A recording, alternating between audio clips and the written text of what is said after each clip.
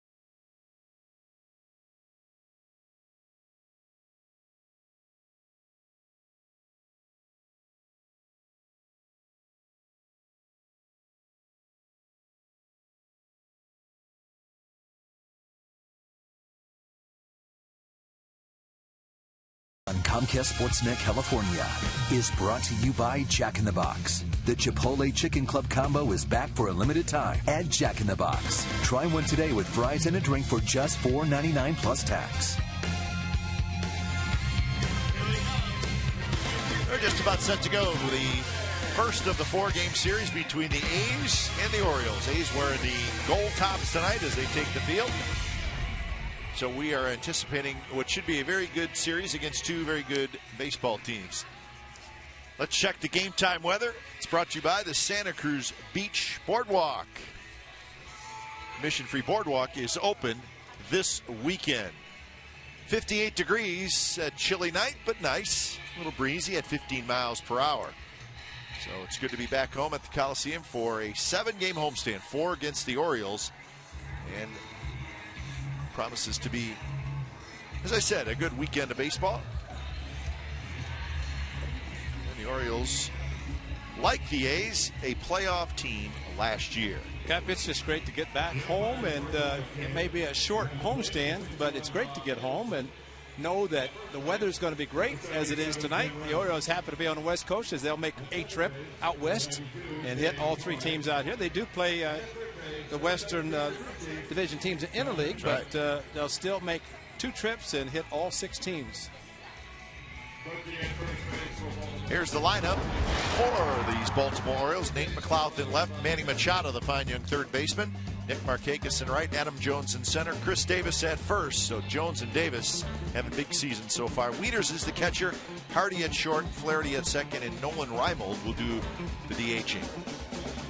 Jared Parker, a couple of starts against the Orioles last season, and of course making his 5th start, as we detailed his last start. Very, very well done against the Tampa Bay Rays with a changeup. So it's a very important pitch for him. Maybe the gold jerseys, being back home, beautifully manicured field, maybe all that will work in his favor tonight in the first game of the series. Quick look at the A's defense tonight. It has Young in left, Crispin center, Reddick in right, and then Donaldson and Lowry on the left side of the infield, Sogard and Moss on the right side, and John Jaso is the catcher. So we are set to go with Nate McLeod stepping in, and Parker kicks, and the first pitch of the ball game is a bit low. It's Earth Week. Walking to work is cheap and eco-friendly. If you can't walk daily, try once a week or commute by bike. Green is universal.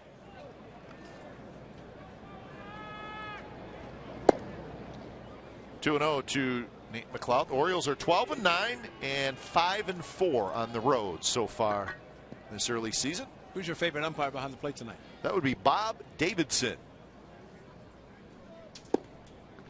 Bob, come to a full stop, Davidson. No, we always tease Bob. I think I'd like to find out the percentage of balks called by Bob Davidson when he's behind the plate versus on the bases. Probably not as many. And it is a 4-pitch walk to Nate McLeod to start the ball game. Buck Showalter, a great season last year for Showalter and the Orioles. And look at the teams that he had managed before: the Yankees, the Diamondbacks, the Rangers, and now the Orioles. And it seemed like Buck could set those teams up, and after he left they would win, but he'd get them all prepped for winning. But they've signed him to a pretty good extension for the Orioles, so he's going to be around and try to carry this team to the promised land, the championship that eluded him when he was with the other teams. Well, not only Buck Showalter, but the general manager Dan Duquette both got extensions through 2018. So there you go. That's a Mike Scioscia contract. But as much fun as we had with the Athletics last year in their run to the postseason, I think Oriole fans probably feel the same way about their team last year. The Orioles won 93 games last year, and they won that second wild card spot. Quite a season for the Orioles, and their great closer just happened to make a bad pitch to one Raul Ibanez. They could have defeated the Yankees in the division, and then who knows what would have happened. Didn't work out, and both the A's and the Orioles start new seasons. Down the right field line, but foul. Lost in 5 games to the Yankees in that division series, which is a 5-game series. But it's Amazing, and talking to Buck Showalter, Bob Melvin the same way. You turn the page, and sure, it's great to think about what happened last season for both teams, but both managers realize it's a new season. You start fresh and try to duplicate at least the success, but it's all different. That's why every year is so different. Pitch to Machado is high. Well, from 2011 to 2012, the Baltimore Orioles had a 24-game improvement. They went from 69 wins to 93 wins. That's almost unheard of, 24-game improvement. Chris Davis, of course, big home run hitter for the Orioles this season. Fouled straight back. A lot of fastballs for Jared Parker in the first two batters. 4-pitch walk to McClough, but then Machado ahead of him. But it's still everything fastballs right now. Ideally, ground ball double play. Be nice to get. Maybe if it throws a changeup, it might roll over on one and get the double play he's looking for. Markakis, the left-handed hitter, waiting in the on-deck circle, just underway from the Coliseum. And Machado takes just a touch inside to even the count at 2-2. Now, Tommy Camp is back, and that's what Bob Davis had to look at, and that could have been called a strike because it was on the corner. Peso trying to frame the ball in the strike zone, which looked like it was already there, but a good pitch just wasn't called.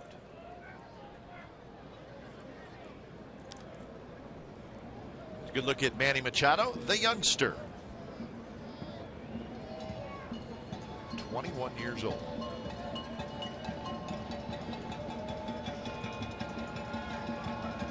Cloud takes off, and the pitch is rolled foul. One thing that's made Machado so good, and you mentioned his age, of course, coming up last season 20, but the Orioles wanted him to play defense. First and foremost defense. And the plays he made defensively last year even impressed the human vacuum cleaner, Brooks Robinson, Hall of Famer for the Orioles, number 5, which is retired.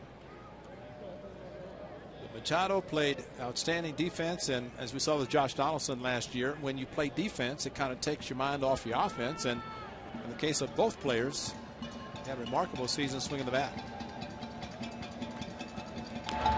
Well, Machado was called up on the 9th of August last year.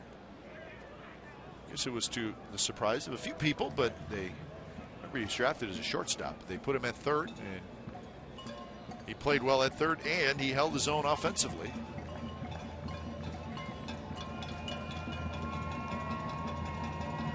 Well, not going, and this one's popped up behind second base. Sogard grabs it. Machado is retired, and that's out number 1. Good breaking ball. One of the first thrown by Jared Parker after some change-ups and fastballs. Batting in the third position. And although it was a pretty good pitch to hit, it was not hit except straight up by Machado. Got out on the front foot and hit it straight up.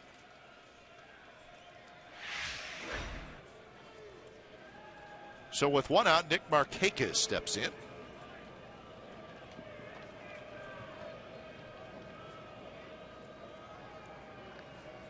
Markakis, 287 with a couple of home runs.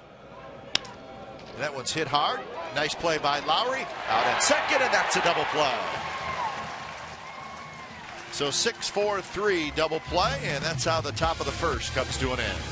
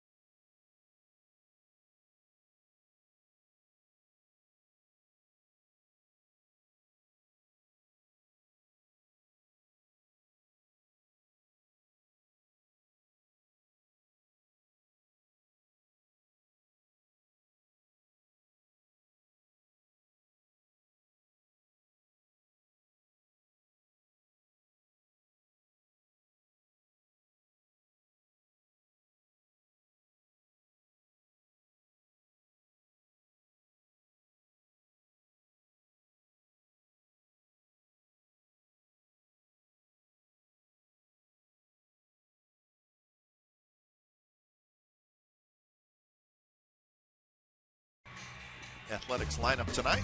And it will start with that guy, Coco Crisp. Coco will be in center. Jaso will catch, Smith at DH, Lowry at short, Moss at first, Young in left, Reddick in right. And then Donaldson and Sogard hit 8th and 9th. And Jason Hamill will get the start for the Orioles in the first game of the series. And for Hamill making his 5th start, 2-1 record. He's had a couple of starts against the A's a while back. But he is basically a 4-pitch pitcher. Fastball, a couple of different types of fastballs. Curveball, slider, and changeup. He likes to throw his slider and his fastball, the 2 and 4 seam.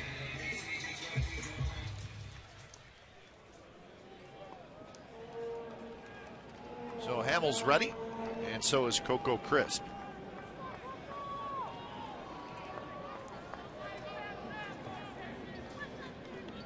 Crisp hitting .303 with 5 homers, 11 RBIs, and first pitch from Hamill is in for a strike. Hamill's very tall, 6'6", 215 pounds. He's 30 years old.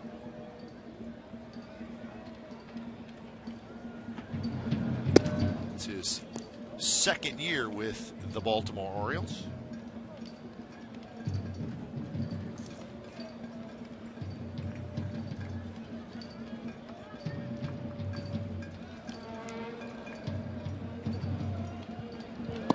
We first saw Hamels in the big leagues with Tampa Bay. Yep.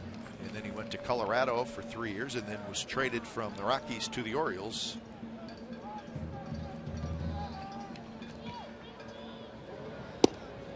Remember last year, Ray, he was having a very fine season, but then he injured his knee and he missed some time. But he was able to come back, and he actually started 2 games in that division series against the Yankees. He started game 1 and game 5. Sounds like Justin Verlander. Yeah. Well, you watch Hamill, he's standing on the mound. As soon as he gets the ball back, he positions himself, and he is ready to pitch. And Coco taking a little bit longer time, but as soon as Hamill gets a sign from his catcher, the All-Star and the Gold Glove winner Matt Wieters, he's ready to go. Payoff pitch to Coco Crisp is lined to left, and that's going to fall in front of Nate McLeod for a base hit.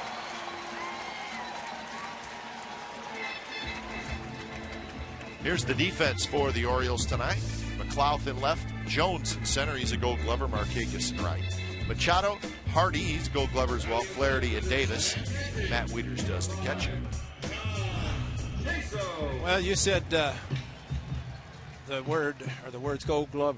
3 guys. You're talking about strength up the middle. Wieters too, right? Wieters, Hardy, Jones. So you have 3 of the 4 position up the middle where you want the strength defensively, and 3 of them have Gold Gloves. So that says a lot about the Orioles and their defense.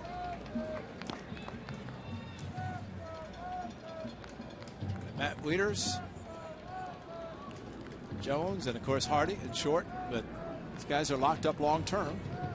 If not, they will be. Jones has got a huge contract.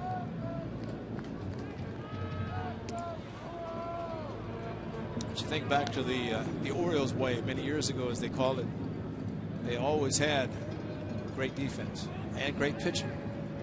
They may not score a lot of runs. They didn't need to because they had the pitching and 4 20-game winners in one season. But great defense also. I think about when you played. Brooks Robinson and Mark Belanger on one side of the infield. How did anything get through? I might have hit 350. Those guys hadn't been there. I mean, they called Brooksy the human vacuum cleaner for a reason, because there was nothing that got by him. You'd hit batting practice. You'd hit the ball. Nice play, Brooksy. Yeah. I mean, just unbelievable. And then Paul Blair in center field. Just a very, very good team. Coco had a good jump. He's going to have to hustle back. Adam Jones waits for it to come down, and he will grab it. And Coco was able to get up and get back to first. So Jaso is retired. You know, one of the things about having John Jaso, there are a couple of positives. And the positives is there's a hole between first and second. Coco's straight stealing. Feet first slide, did not know where the ball was, realized it was in the air and had to hurry to get back. Fortunately, the ball was high enough. But if it's a right-handed hitter and Coco's running on his own, which is a green light for him, the right-handed hitter could see, and he might take the pitch. Left-hander's a little bit different. And that's why I always think about Dwayne Murphy hitting behind Ricky Henderson, a left-handed hitter. And he would just, you know, Ricky's so all-time base stealer. But Dwayne Murphy took the pitches and let it. Grounded to second. out at second, and that's a double play. So both teams turn a first inning double play, and we're going to head to the second. No score.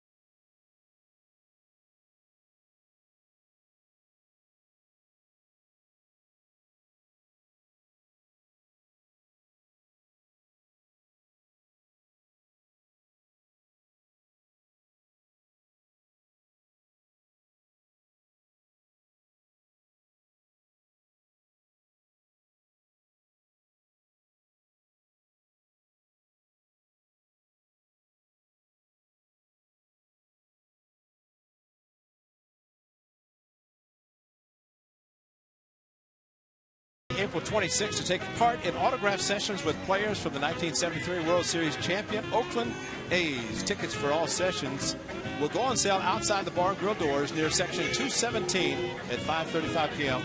Autograph tickets are $20 per session beginning at 6:15 p.m. Proceeds benefit the Jim Catfish Hunter ALS Foundation and the A's Community Fund.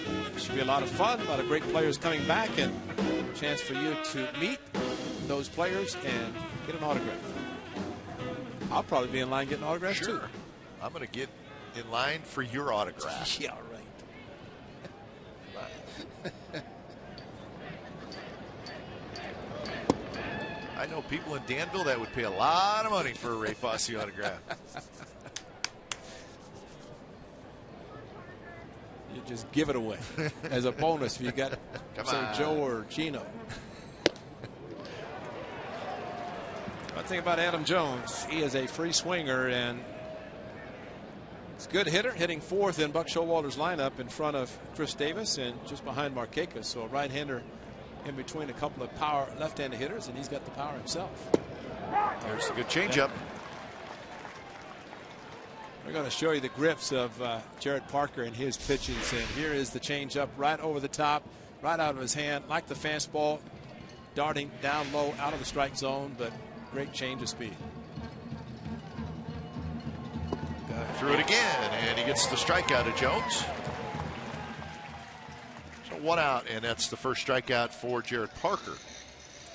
Well, here's what Jared Parker is throwing. There's a four-seam fastball. Of course, look at the seams. You're looking at four seams. The index and middle finger, and then it kind of rotates. Here's the changeup. See the index finger and the thumb forming the circle, and then kind of the fosh where he has the baseball between his middle and ring finger, and it comes right out of his hand. Actually, from our center field camera, hitters can't see it, but you can see the grip, the changeup. You can see the way the fingers are laid out, and we can call it because we have the center field camera, but the hitters do not see it, fortunately. So it's got a little split to it too, then, huh? Yeah, a little bit. Yeah. His pitch selection so far this year, see the changeup 19% of the time, which is a fairly high amount. Between the fastball and the changeup, those two pitches. Right now, he's trying to command his fastball as he missed 4 with McClough and now 3 with Davis. Davis having a terrific season, 356, 7 homers, 22 RBIs, and he's got a walk, second walk by Parker. Also throws a curveball, which he has already thrown one. See, the index finger is on the seam, so they use the seam to help rotate it like that and get kind of a 12-6. And then the slider, similar grip, but there's just a matter of the wrist changing and throwing it with more wrist action. You can also play havoc on an elbow, but if you use just the wrist, you get the motion and the spin on the slider that you want. So here's Matt Wieters.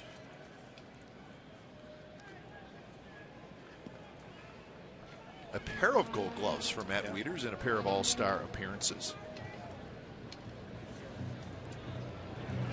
He's a switch hitter.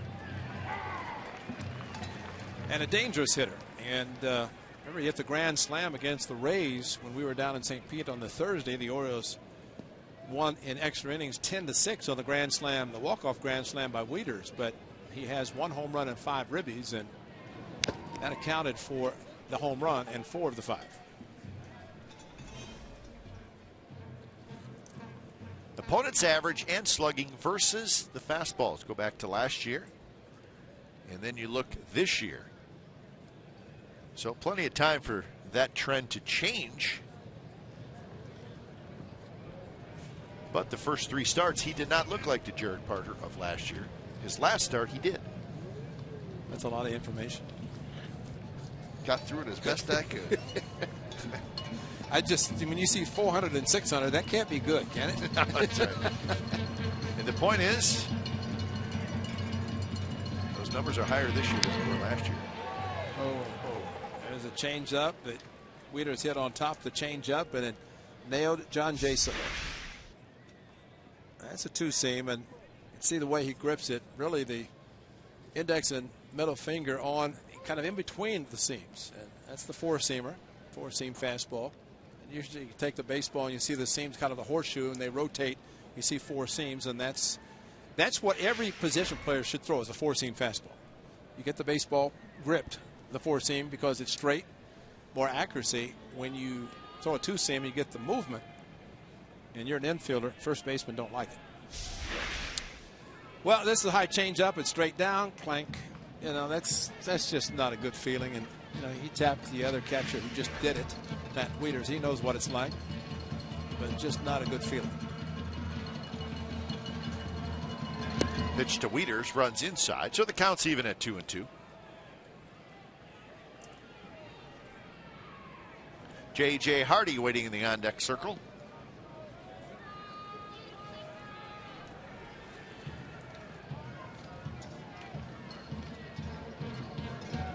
So it's a pretty good Orioles lineup.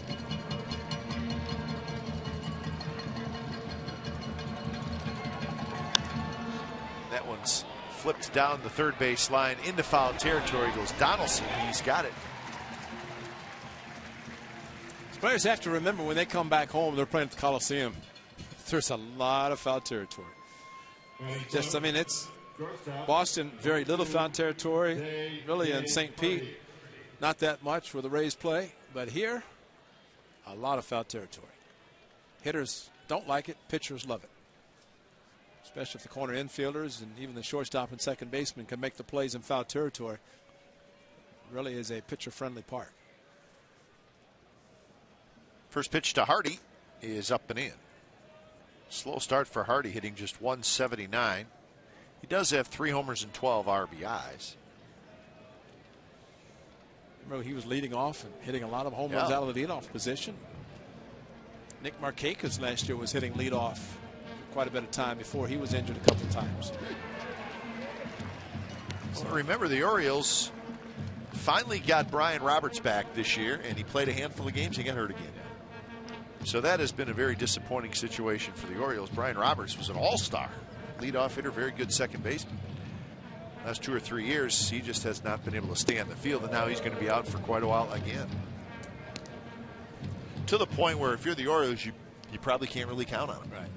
And we talked about Hardy is short, Jones in center, Wieters behind the plate. You put Brian Roberts in there. I mean, that's one heck of a strong up-the-middle defense. 2-1 pitch. Shallow center field. In comes Coco Crisp. He's under it. Side retired. Runner stranded, bottom of the second coming up. It's going to be Lowry, Moss, and Young for the A's. No score.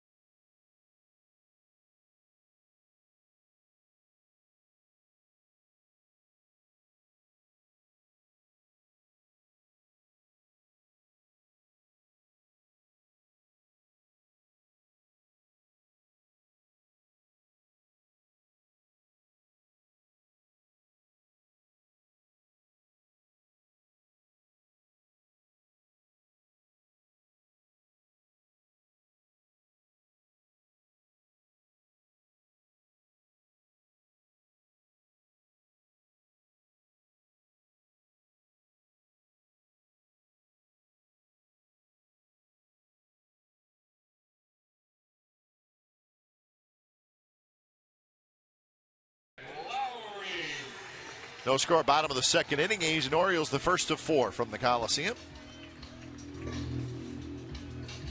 Nice night for baseball, a little cool, but we're not complaining after a couple cold nights in Boston. Although yesterday was a very nice day. Been even better if it was a 1 o'clock start. Yeah, tell me about it. And so the 3-hour and 40-minute game starting at 1 o'clock wouldn't have been as bad as a 3-hour and 40-minute game starting at 4. No. Now, the great Mickey Morbido had 11 p.m. arriving in Oakland. It wasn't 11 p.m. arriving in Oakland because of the 3-hour and 40-minute game. Mickey was right in his assumption of what the game time and flight time would be. 1 a.m. is when the wheels touch down for the A's charter. Not that anybody's really going to feel sorry for us, but that is the time we landed. Well, the Orioles landed at 9 o'clock. They played a 12:30 game, a true day game. Yeah. At home. Yeah. 12:30 game. They knew they were going west. They probably had a dinner in the city somewhere. Yeah. Bob Melville was happy when it's 3-0. Chris Young 3-run home run, but after that it was all Red Sox. The A's couldn't catch up. This was the end of the game yesterday, which was a little bit controversial. Now watch a fan down the right field line. Fan reaches over and touches the ball, deflects it. And Jed Lowry is screaming. Now watch again as the fan, see the fans reaching over? Now there's about a foot of foul territory, so it's a pretty good chance the fan was leaning over in fair territory whenever she made contact with the baseball. But you know what?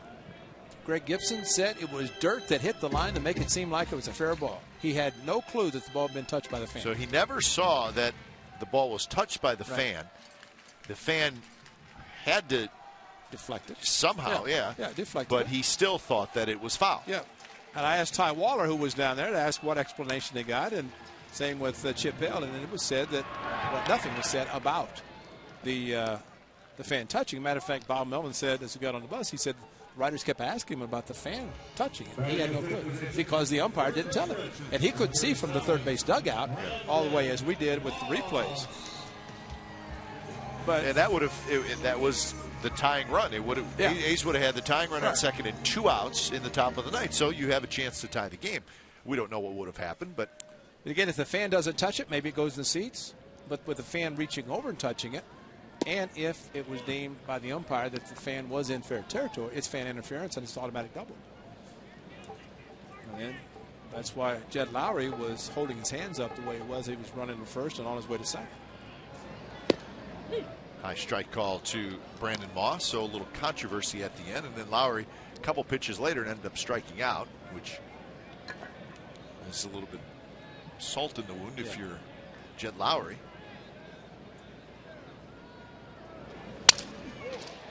Shift is on. Ball hit toward Hardy, who plays it off the chest, and then it rolls way away from him, and by the time he tracks it down, Moss is aboard. That should be a base hit just because of the shift. Shift was on. Hardy was playing right over second base. I mean, seriously. He's probably going to get an error because it was right at him, but I mean, it's a play that because of the shift, maybe he's uncomfortable playing in the second base spot. But he hit it really actually off his knee, had it go back towards the grass, and that's why he could not catch up quickly enough to get to the ball. E6 in a second base spot. That's right. Did it. E5.5. Either way, the A's have a base runner, and here's Chris Young. Still no call on that ball to Hardy. We'll see what it's ruled.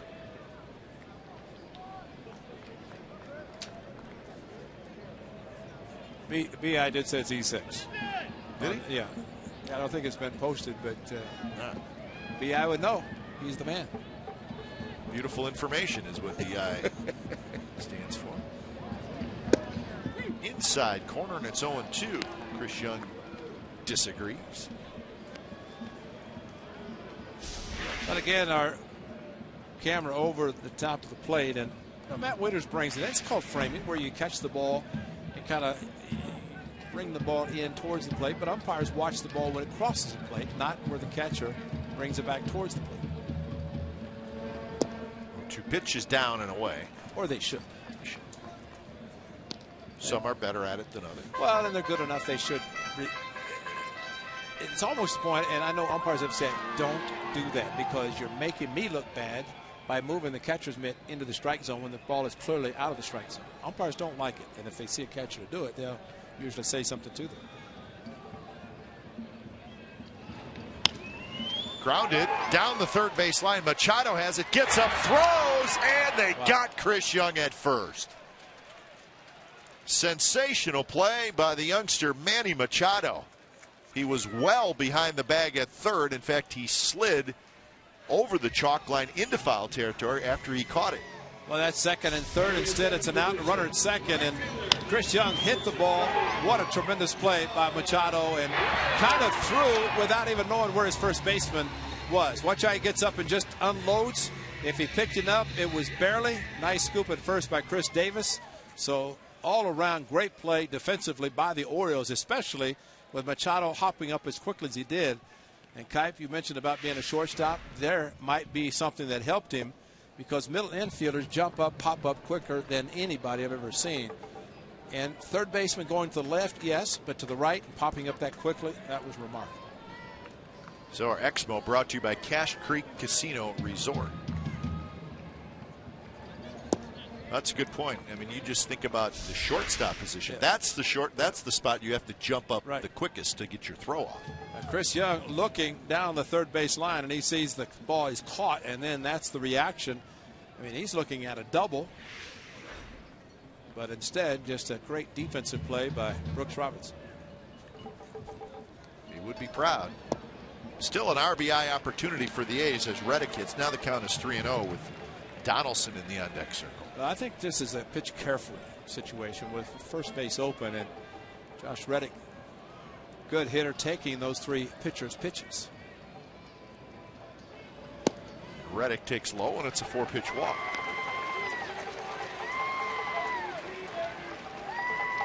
First walk issued by Jason Hamill.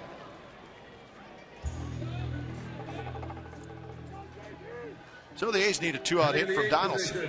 Third baseman, number 20, Josh Donaldson. Donaldson had a terrific series in Boston. He was 5 for 9, 3 doubles, 4 RBIs, 4 runs scored. He walked 3 times, so he just filled up the stat sheet is what he did.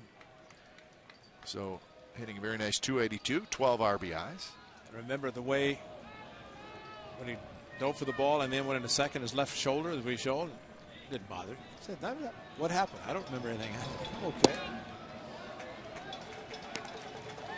What else has impressed me with Donaldson, right? He swings hard, there's no doubt about it, but he's only struck out this year 11 times in 78 at-bats, and that's not very much for a guy who really lets it rip pretty much every time. And not surprising, the Orioles are bunching him kind of towards the middle, pitching towards the middle in right center field, because he has hit some balls in the gap in right center, as he did in Boston, and you can see where Jones and Markakis are playing, not much room in right center. A lot of room down the right field line and in left center. That's 6 consecutive pitches out of the strike zone thrown by him.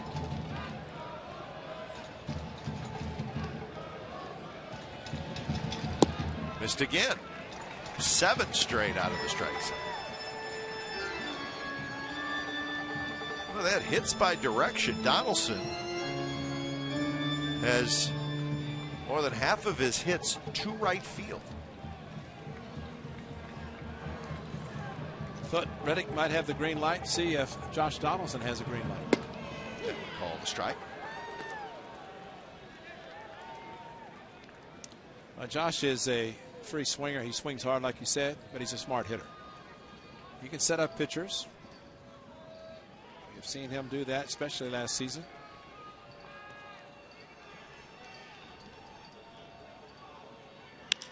And that one's drilled towards center. Jones going back, still going back, and he missed it.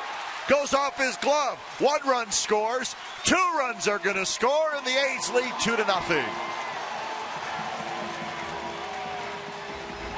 A Gold Glover missed it in center field. That's one of the things that Adam Jones does in center. He plays shallow. We have talked about center fielders who play shallow, and if the ball's hit over their head, they have a long way to go. This ball's crushed on the 3-1, and look where Jones is playing in center field.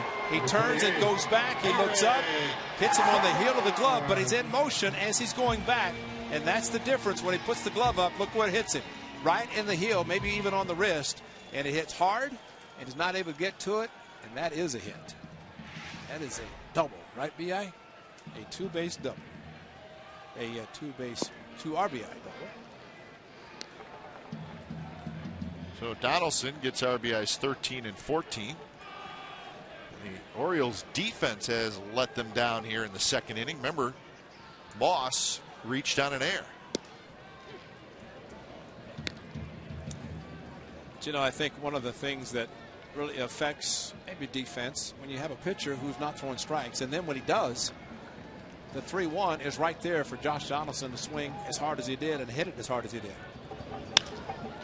Sogard slaps one left field, headed for the A's bullpen and into the seats. But you can imagine if a pitcher gets ahead of a hitter, it changes everything. The way he swings, the way he might hit the ball. But whenever he's got the count in his favor, now Adam Jones puts the glove up. Watch where it hits him. The heel of the glove is the hardest part of an outfielder or any glove there is. Breaking ball rolled foul. So 1-2.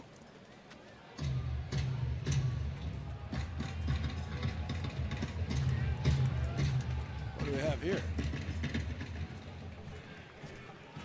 What was it? Great being a fan. Is that a scorebook? Yeah, Is it an iPad scorebook? Got an app for a scorebook?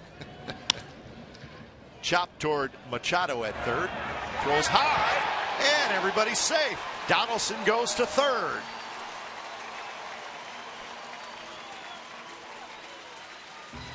So a fairly routine ball, and Machado threw it away. And, you know, that's not a very good play, but Machado, he threw the ball too high, but Josh Donaldson did not run into an out. And I think that's just as important. The high throw by Machado gets under it, and he is human. He did make an error.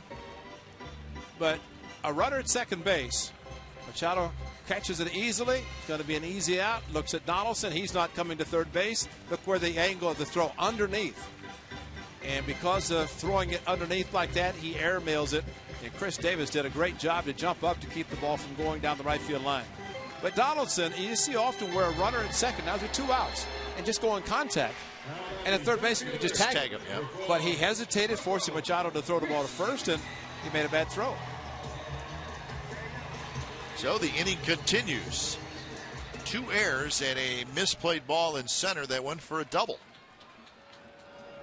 And now Coco Crisp steps in.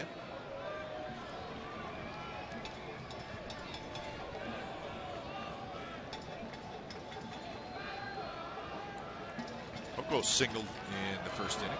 What's interesting, Ray, is that the Orioles have been a good defensive team this year. They, coming into tonight, their first 21 games, they've made just 7 errors. Amazing. They've made a couple of costly ones in this inning alone. Well, and one that was not recorded. The one to center field, and Adam Jones, and you figure it's hit in his direction. He's going to catch it. Coco takes inside, and it's 1-1.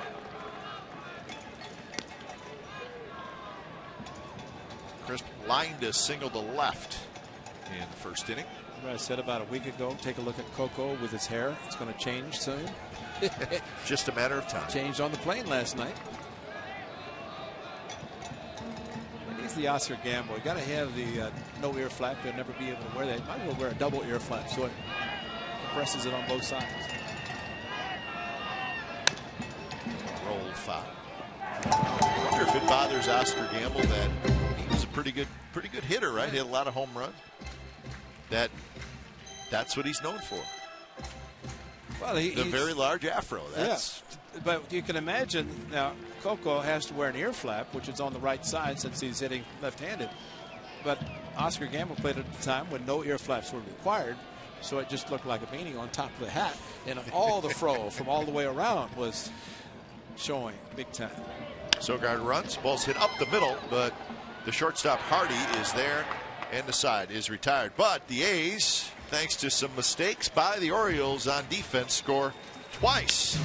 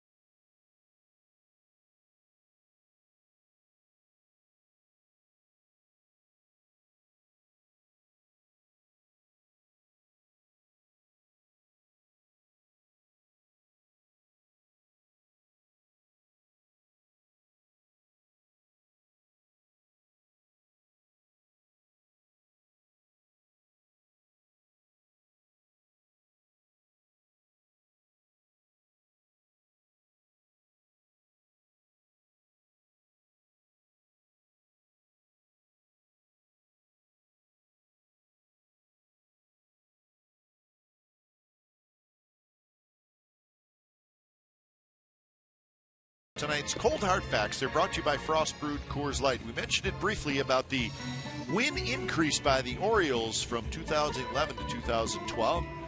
Increase of 24 wins. The A's, second last year, they had an increase of 20 wins.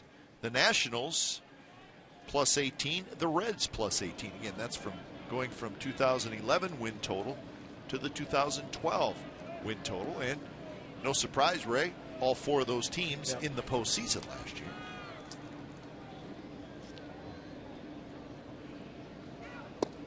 First pitch to Ryan Flaherty is a strike. In fact, the playoff appearance by the Orioles was their first playoff appearance in 15 years. You got to go back to 1997. Yeah, that was amazing. It's been that long since it had been to postseason.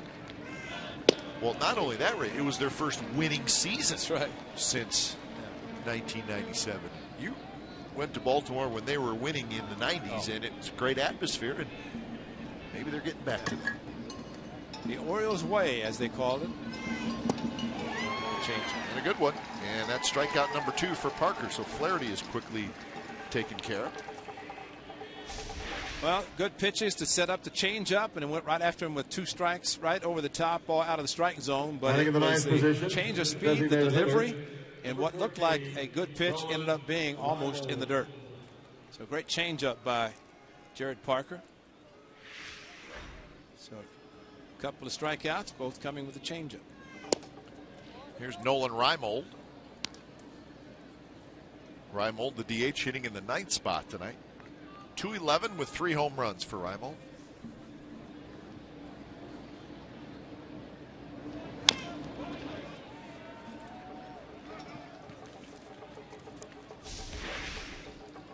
This was a team that's known for its defense and a Gold Glove on top of it. Adam Jones upset. He knew the importance of that play. Sorry, Glove, I didn't mean to beat on it.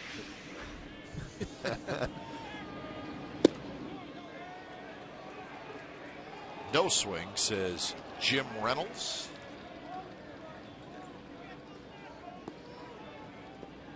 You know, that check swing kind of looked like that his body took the bat through the hitting zone, and there are umpires that, you know, it's kind of trying to hold up the swing, but if your body carries it through, it's usually called a strike. This one was not. That one hit toward right down the line. Reddick racing over, and he's not going to get it. And it's a fair ball, and Reimold's going to have a double. So Nolan Reimold just going the other way. And that's the first hit for Baltimore. Well, how much have we talked about the difference of 1 and 2 and 2 and 1? So he goes fastball 2 and 1. Check swing not called. And he gets the fastball and hits it opposite field. And that was kind of an unintentional delayed swing, but it worked out well for him.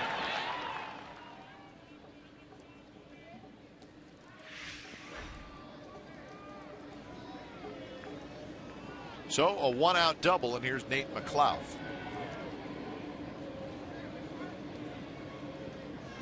Fastball is high. So Jared Parker slammed his hand into his glove, and about the location of the fastball that was up, but he also might be thinking about what happened yesterday in Boston, where the A's scored Brett Anderson 3 runs and he gave it right back. And that's one thing a pitcher wants to have more than anything. That's a shutdown inning after his club scores him runs. McLeod is the leadoff hitter. He walked in the first inning.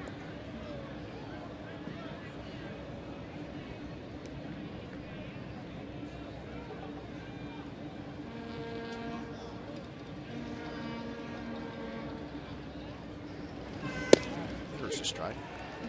McLeod was let go by the Pirates last year, and the Orioles swept him up and signed him. Signed him in June. And he went to AAA and then got to the big leagues and played a lot for them down the stretch. Especially when Nick Markakis got hurt, and he stepped in, played left field. That one right up the middle into center field, the base hit. Reimold, being way told me he will score easily. So the Orioles on the board with an RBI single by Nate McLeod. Just hit it right back up the middle. Back-to-back 2-1 fastballs and back-to-back hits on high fastballs thrown by Jared Parker, and right back over the pitching mound, and it was going to be in center field easily.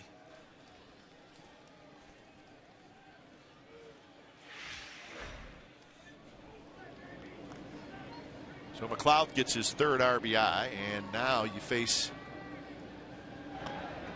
the power hitter. Starts with Machado.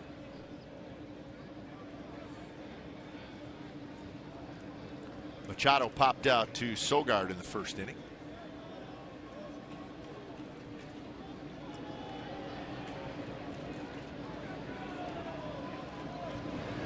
Swing and a miss. Pulled off a little bit.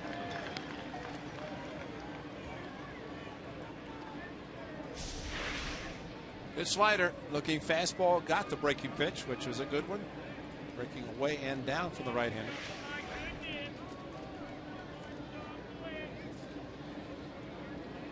Quick throw. McLeod with a very short lead.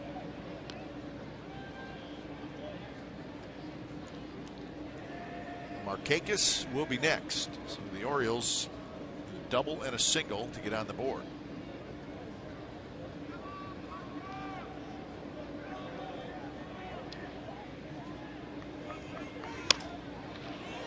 Sogard out, Reddick in, and it's going to be Sogard who makes the catch.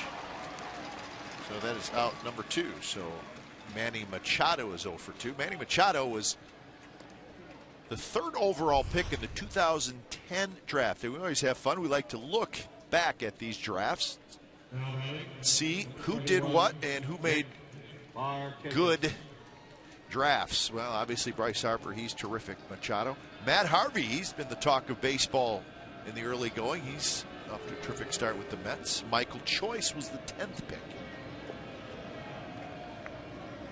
Choice will be in big league soon. Could be. Wouldn't that be fun? So I think the Orioles are probably happy with their choice.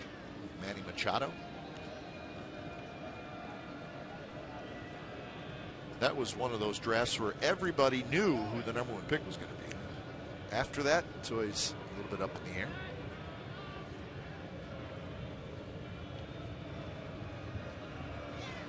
Runner goes, and he's going to make it. So McLeod has a stolen base with 2 outs to get himself in scoring position. Not much of a chance for J-Cell. Now it's changeup. He backhanded the ball, but great jump. And once the ball hits the dirt, the catcher realizes that he has caught the ball, but McLeod's got a great jump. And tried to steal in the first inning, but did not have the opportunity and was finally doubled off. Actually, a double play.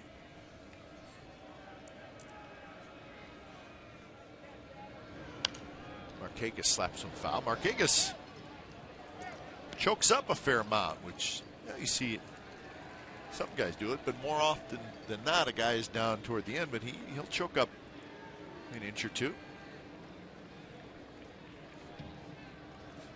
Better bat control, but for a third place hitter, you normally don't see that.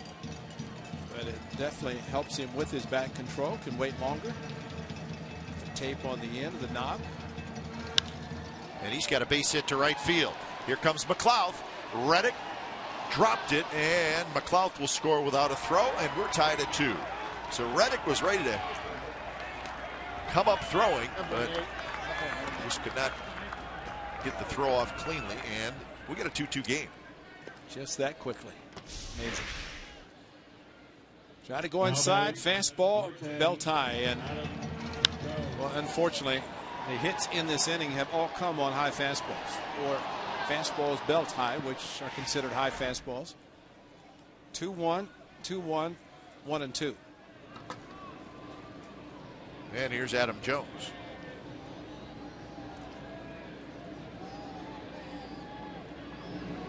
Jones swing and a miss.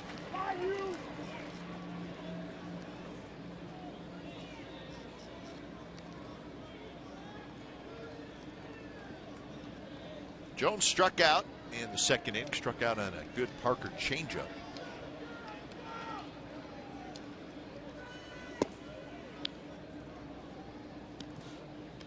That extension that Adam Jones signed last year runs through 2018, so a 6-year contract extension. That would make him a cornerstone, right? He and his manager, Buck Showalter, and their general manager, Dan Duquette. But he's become a very fine player. Adam Jones. The dropped ball in center field notwithstanding tonight.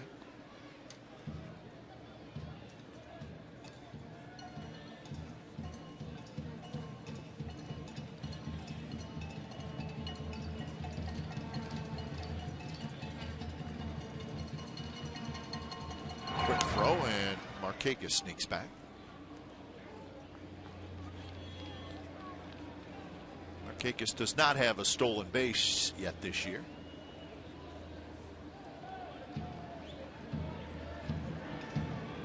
like the Orioles are going to be willing to run tonight, so it may not matter whether they have or have not stolen.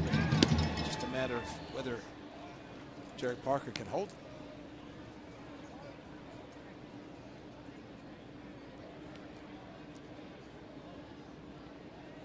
So a double and a couple of singles has tied this game up. You know what that look is? That's a look of scoring runs and then giving them right back. And there's a liner, and it's fair. Just over the head of Donaldson. Markakis headed for third, and they're going to wave him home. Here comes the throw to the plate, and it is just a bit late. Markakis scores, and the Orioles now have the lead.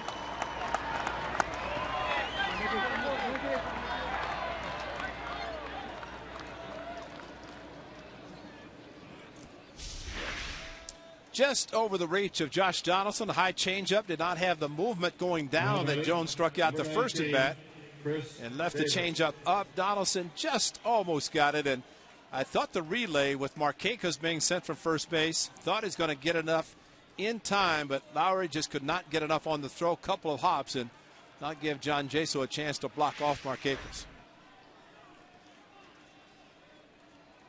So Jones gets his 17th RBI.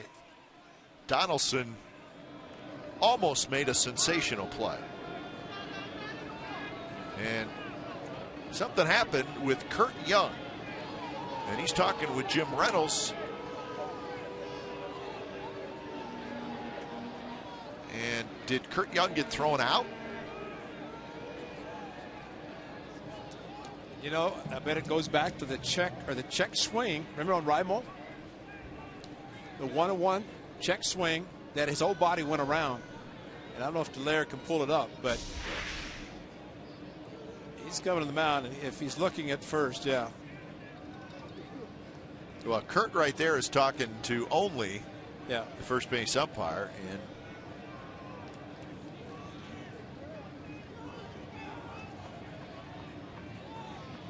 yeah, he's swinging. That's the Raimel swing.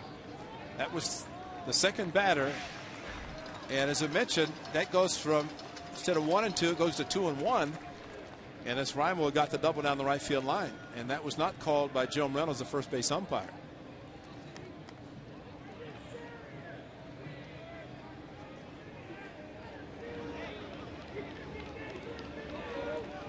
And Kurt Young is heading into the clubhouse, so he has been thrown out. So Kurt Young, one of the most mild-mannered men that well, let's take a look at it, because it happened so quickly, and this is what we're talking about. This is Raimel, the second hitter. Oh my goodness, that's a swing. That's why Kurt Young got ejected right there. Now his body came, and I've said with the bat going through, that bat went through the hitting zone, and he did not call a strike. And that's clearly, again, from 2 to 1, 1 and 2, it became a 2 and 1 pitch. And I knew in just watching his body that he had swung. Now they're saying, or Chris Davis has said he was hit. And the ball rolled away from Jaso, and Davis started toward first.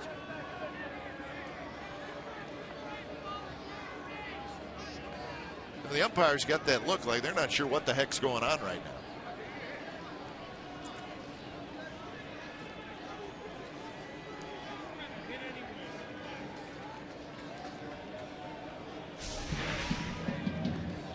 This is Chris Davis.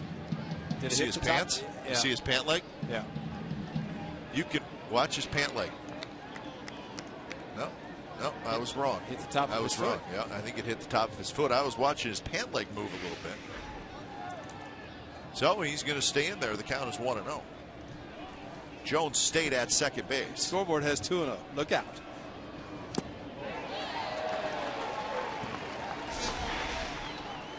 Well, take a look at the back foot. Misses the front. Changed direction, so it hit something. It had to hit his foot. Well, and look at Jaso. You see how Jaso went after it? Right. He didn't scramble after it, and there's a guy at second base. Exactly. He kind of walked after it, figuring it did hit his foot.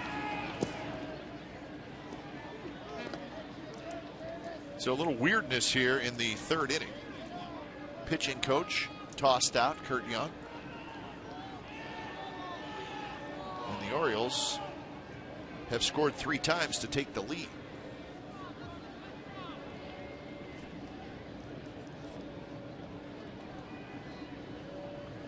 So this is pitch number 27 this inning by Parker. And it's a 3-1 changeup. And Davis swings over top. Now, wasn't the first pitch that supposedly hit him that did not? So it would have been 1-0. So actually the count should be 2-2. It's 2-2. I think it is 2-2. You're right. Because the board had 2-0 when it should have been 1-0. That one cued foul.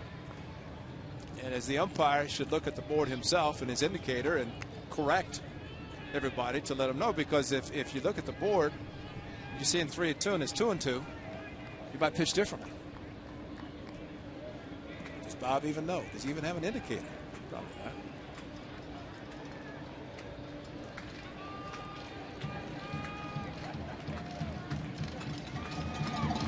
Davis swings and misses, and we do indeed know that is a strikeout. So the Orioles score 3 times on 4 hits, and the A's lose their pitching coach for the night. 3-2 Baltimore.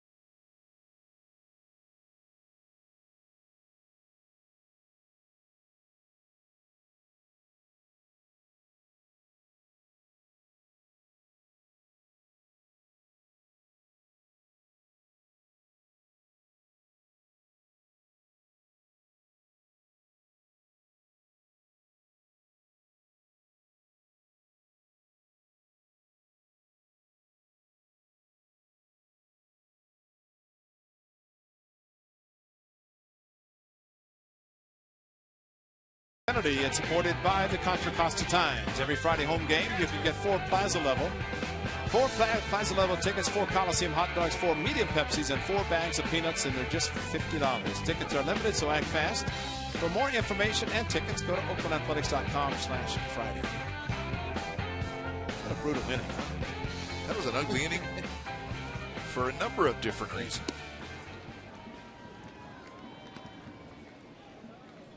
Jaso, Smith, and Lowry here in the bottom of the 3rd. The A's now trailing 3-2.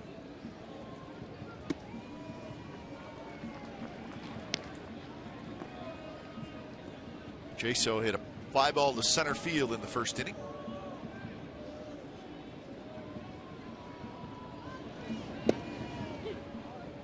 Pretty good fastball there.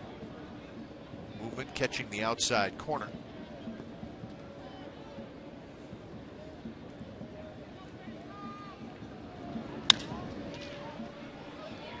Flaherty drops it, picks it up, plenty of time to get Jaso for out number 1.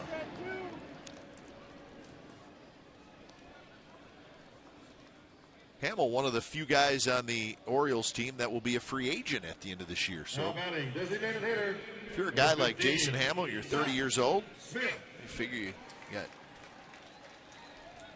at least one more nice contract coming. It's a big year for him. Well, always the key for a pitcher, a starting pitcher, especially in their walk year, stay healthy. Yeah, ain't that the truth? Stay healthy. You can show you can make 34, 35 starts, and now with the benchmark being 200 innings, get to that, which make that many starts, should be able to. But you know what Buck Showalter did last year with his Rick Adair, the pitching coach? You know, they took a lot of starters and put them in the bullpen because they became 3, 4, 5 inning pitchers, went to the bullpen, did a very good job. But I think that was the remarkable part about their season last year, that they moved pitchers around. They didn't have just starters who stayed starters. They didn't do it. They'd go to the bullpen. Rick Adair, the pitching coach for Buck. Yeah, they really didn't have a real stud starter or even a couple guys that were really going to throw 210, 220 innings, but they got it done. And I think what the Orioles did with the pitchers, the same thing the A's did in platooning players. They bought into whatever the team was doing, and it became a team effort, and as a result, they had their success. Breaking ball outside corner, strike 3 called. The last time Hamill pitched against the Athletics was an interleague game when he was playing for the Colorado Rockies. That's the same guy. That's Jack Cust. Curveball. Jack Cust again. Again, that's the last time, and that was 2009 that Hamill pitched against the Athletics.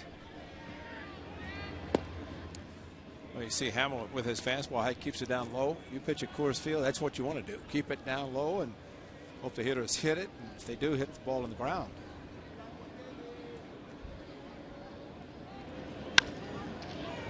And that one's on the ground. Chris Davis to Jason Hamill, and that's a 3-up, 3-down inning. So Jaso, Smith, Lowry go quietly, and we're headed to the 4th. The Orioles 3, the A's 2.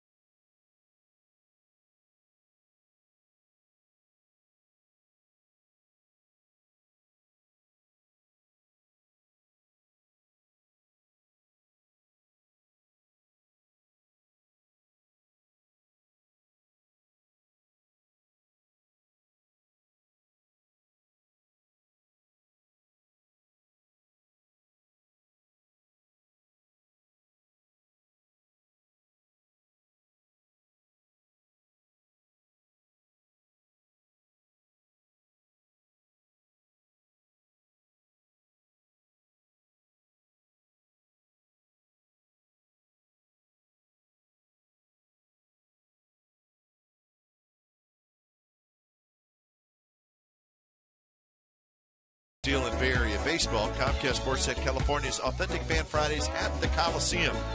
Tomorrow, get a ticket in our value deck behind home plate, a pair of Authentic A's sunglasses, a cheer card, and a $6 food and drink voucher, all for one great price.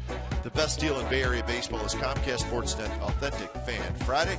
Log on to csncalifornia.com for details. That young lady right there will probably be sitting in the value deck tomorrow.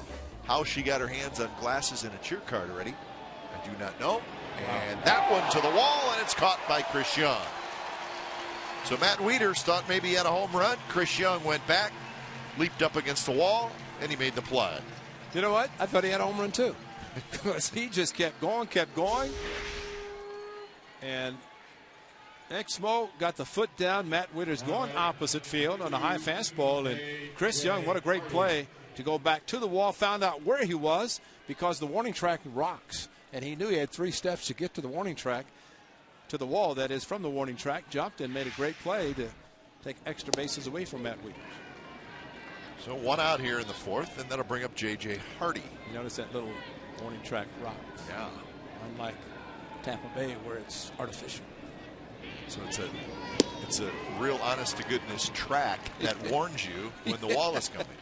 Hence the name warning track. There you go.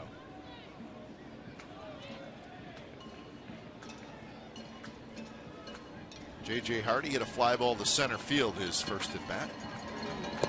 And on 3 pitches, he strikes out. Parker with his 4th strikeout. But went to the changeup and a good pitch, and this is what he did to Adam Jones. Good changeup down. He left the changeup up to Jones when he hit the double down the left field line.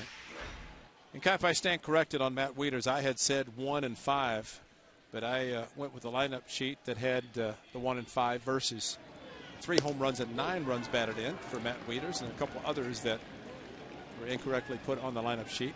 I guess I just assumed they were correct.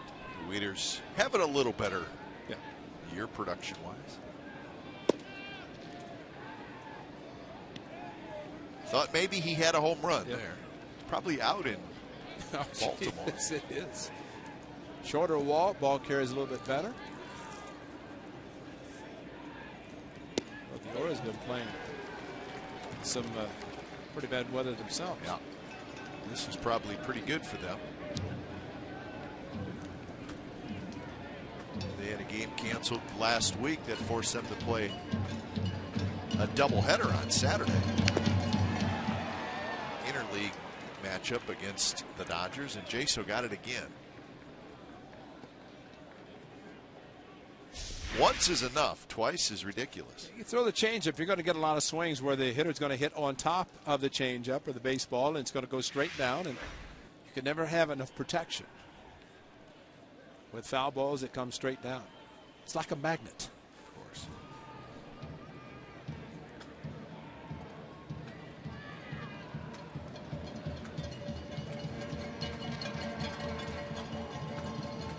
Setting up inside, and Flaherty lines one to center. Coco will play it on a high. So Ryan Flaherty has the 5th hit for the Orioles, 2-out single. You know, that's back-to-back times that foul ball has nailed Jaso, and the next pitch has been a fastball and it's been hit hard. Now batting. Again, the fastball location up a little bit too much, too high for what Jared Parker's trying to do. Jason Hamill's got a lot of ground ball outs because his fastball has been down, and that's the difference of the 2 pitchers in tonight's game, location of the fastball. First pitch to Reimold is a fastball way outside. Reimold had a 1-out double in the 3rd inning. And that's what started that 3-run 3rd inning.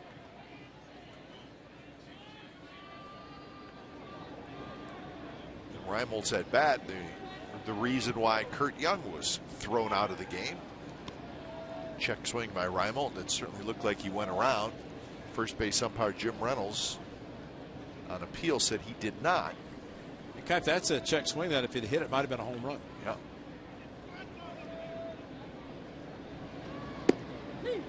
Inside corner a strike, 1-1 the count.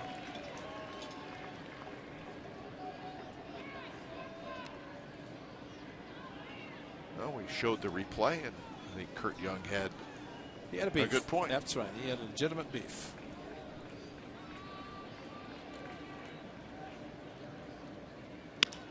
That one's drilled down the left field line. On the run is Young, and he will not be able to get it. He bounces up over the seats, foul territory. Over the wall, I should say. Fortunately, out towards the bat, just enough towards the end of the bat that he pulled it and did not hit it on the sweet part of the bat.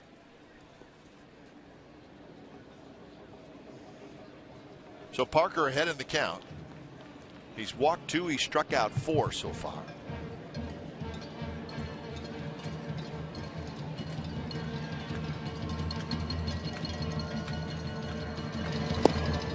Reimold checked his swing. Bob Davidson will not appeal.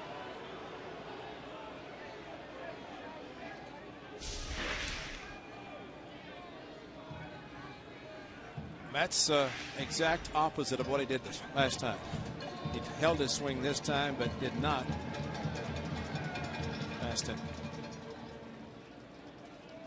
Well, this is, and Kurt Young, if you're watching, this is why you objected, and I don't blame you, because that is a full swing. His body went, and for life of me, why Jim Reynolds didn't call it a strike, I have no idea. But it was a strike, and Kurt, as a pitching coach, knows for his pitchers, 2-1 versus 1-2 makes a big difference in pitch selection. 2-2 pitch, swing and a miss. So a hit and a runner left. Parker gets his 5th strikeout, and we're going to the bottom of the 4th. Boss, Young, and Reddick to hit for the A's. They trail 3-2.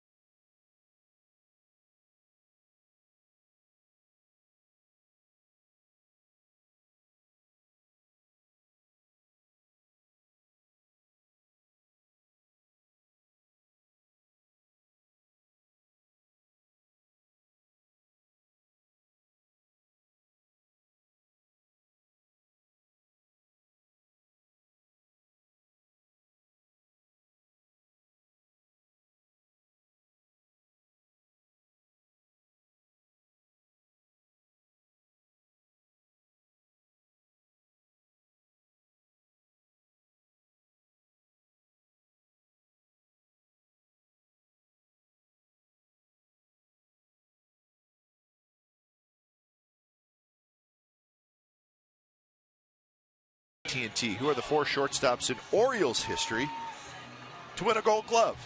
If you think you know the answer, tweet us at @CSN Athletics.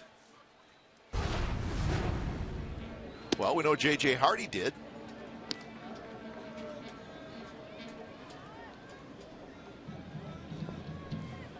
He did, and we know Mark Belanger did. You know Cal Ripken Jr. did, right? Think? I gotta believe he did somewhere. What about a former Athletic shortstop? Miggy. I don't know for sure, but that's a good guess. Something to think about. That's a good one. We're just guessing. Yeah, we're guessing along with. Only guessing, folks. Well, the thing that it's not hard is the fact that the Orioles have had teams. I know back in the '70s with Boog Powell and Brooks in the corners and Davey Johnson and Mark Belanger up the middle. They didn't have a lot of changes in their infield. That's true. Shift was on, so it's a long run for Machado, but he's going to get there in foul territory. And that is out number 1, and that gets us to our Ford right choice. Big afternoon yesterday for Chris Young.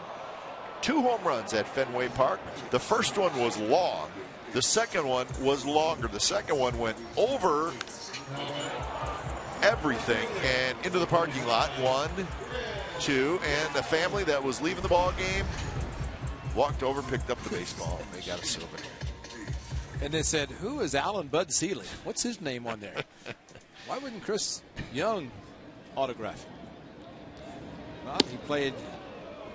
He used the bat yesterday, and tonight Chris Young has used his glove, robbing Matt Wieters of ball left field.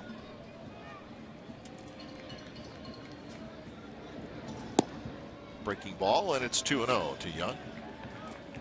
Well, the important thing right now for Jared Parker, and he did it top of the inning. He's got 3 outs and keeping it close. That's the main thing when you have a lead and give it up. At least want to keep it close, give your offense a chance to come back. And Jared Parker has good enough pitches to be able to do that. Well, it happened. Same thing yesterday with Brett Anderson. It went 3-0 A's and then 3-3, which now you got a game. Yeah. But then the Red Sox scored 3 more the very next inning to make it 6-3.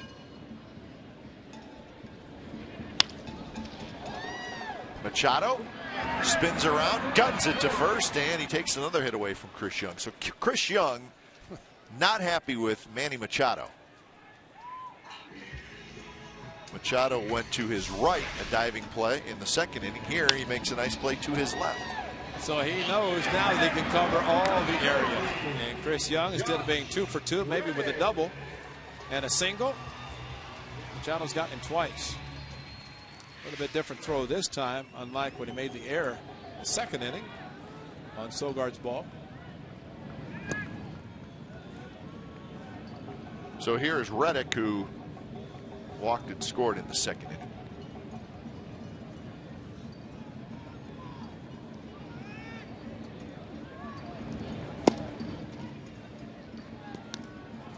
Now Hamill working quickly, which we always like with a pitcher. He gets it, gets the sign. That one's drilled toward Adam Jones in left center. Jones still going back, and he's in front of the wall. He makes the catch. Side retired. 7 in a row retired by Jason Hamill, and we're going to the 5th inning. Orioles 3, A's 2.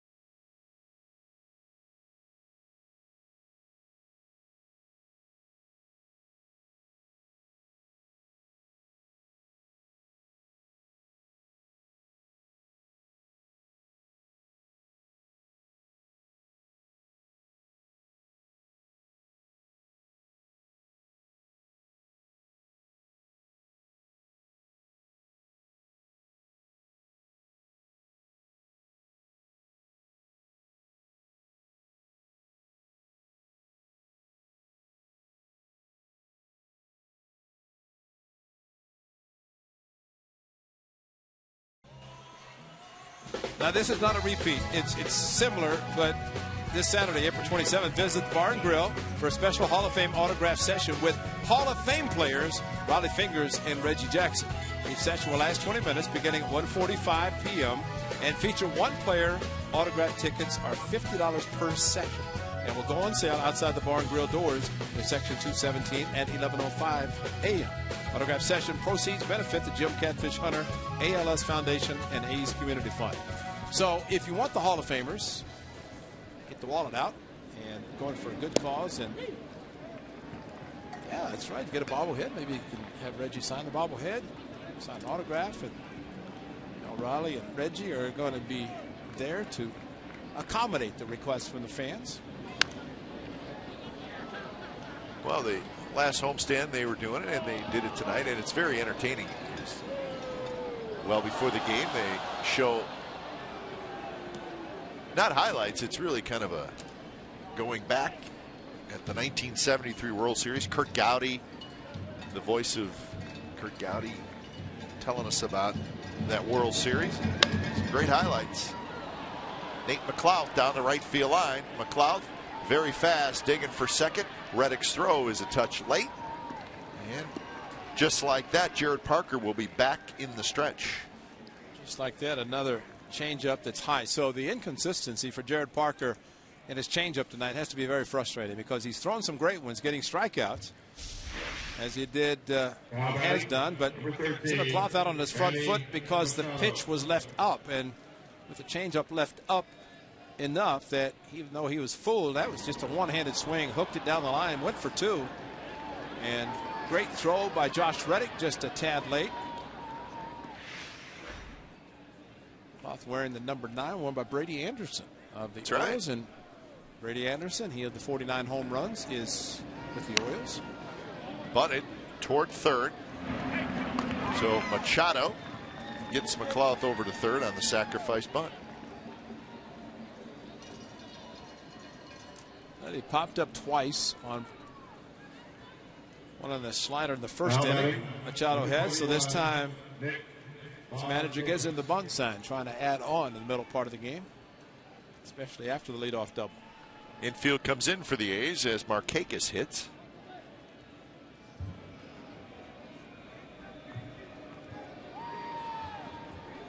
Markakis had an RBI single in the third, and he also scored in that inning. And he's got another RBI opportunity.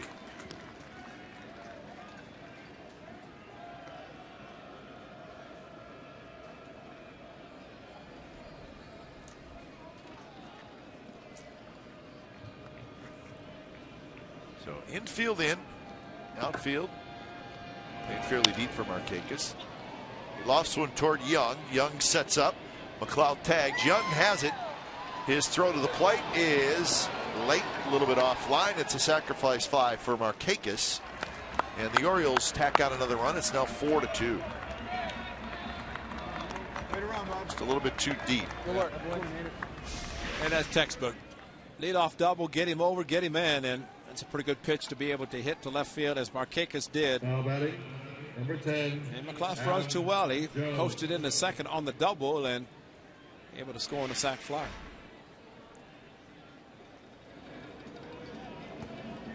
So 2 outs. Here's Adam Jones.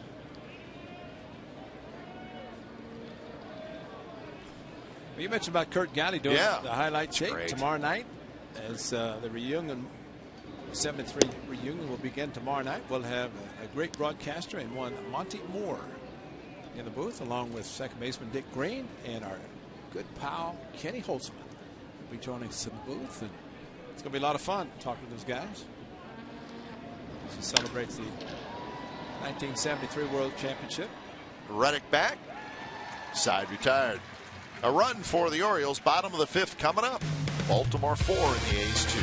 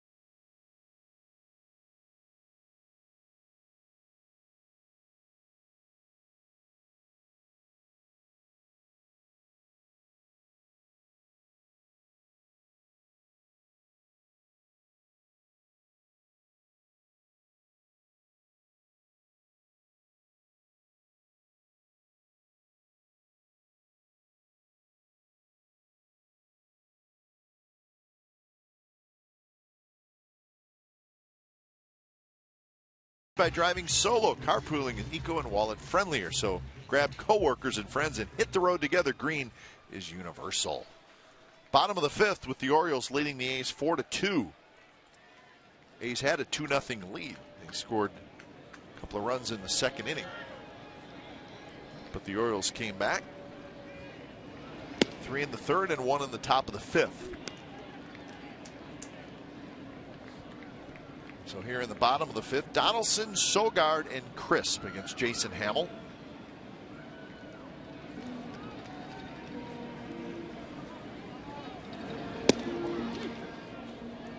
The Mariners are leading the Angels 2-0. That game in the 6th inning. And it's in Seattle. Richards and Maurer are the 2 starting pitchers. Angels in Seattle. They'll be coming to Oakland on Monday for 3 games. Curveball is Josh Donaldson asking Bob Davidson and drop down into the strike zone. 1-2 pitch to Donaldson is high. You know, the amazing thing at the top of the inning when the Baltimore scored the run, took only 8 pitches. 0-2 double, sacrifice bunt, sacrifice fly, and just that quickly the inning was over. Just 8 pitches, but they did score a run, an insurance run for the Orioles. Slapped foul. So getting back to the 73 World Series, which we're going to have a lot of fun with this weekend. And those highlights that we have been enjoying watching. First, Reggie Jackson, the MVP. Campy Campaneris had a terrific series. He did. But you could make the argument that the most well-known play from that series is you clearly, and I mean clearly, tagging Bud Harrelson. I still do not understand Yogi Berra's beef. Clearly, huh? I mean, the visual evidence is so clear to me that you tagged him on the backside. Well, that's what I don't understand. I don't understand. Well, let's look at it. Watch it. Phoenix me out, fly ball. Now Rudy throws it. I think Harrelson's going to be sliding, and he decides to not slide. So I'm going back to plate. There's only one camera angle, and you're looking at it. Augie Donatelli's right there. He's out. Willie says no. Look at Bud Harrelson. Yeah. No. And Yogi comes out, and Augie says he got him on the run.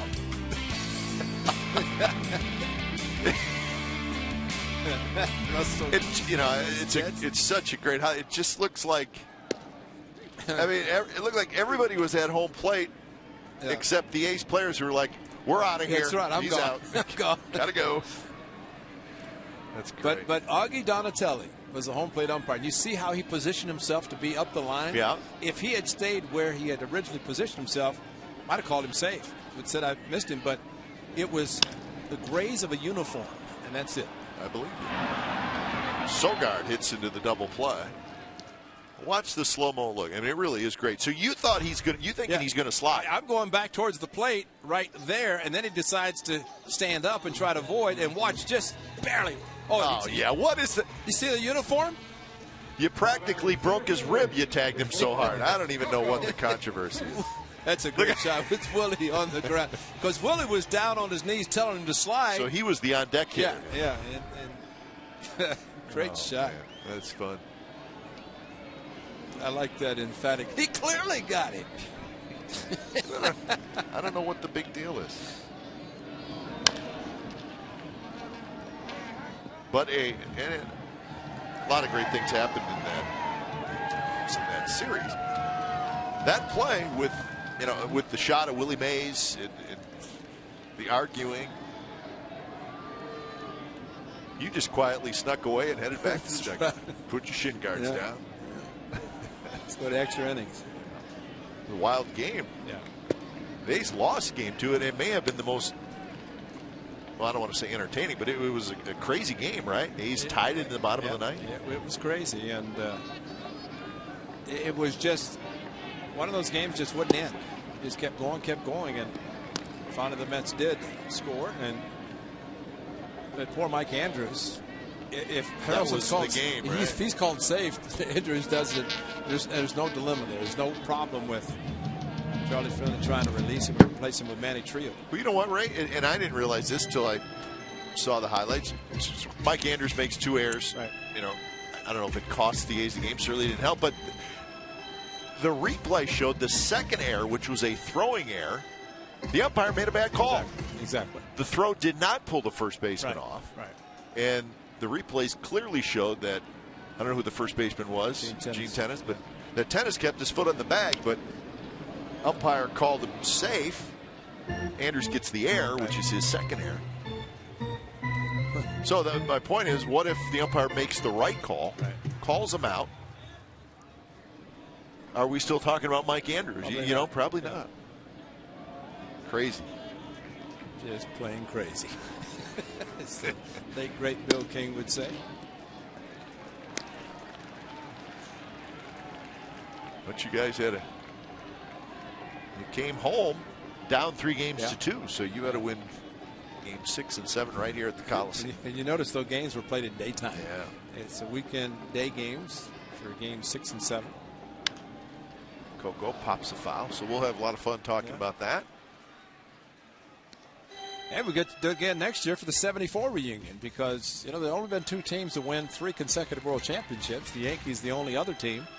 They've done it twice. They did it 5 consecutive, but that was when they won the American League, played the National League, and then won the World Series. But then they did later win 3 consecutive championships with the divisional play and league championship.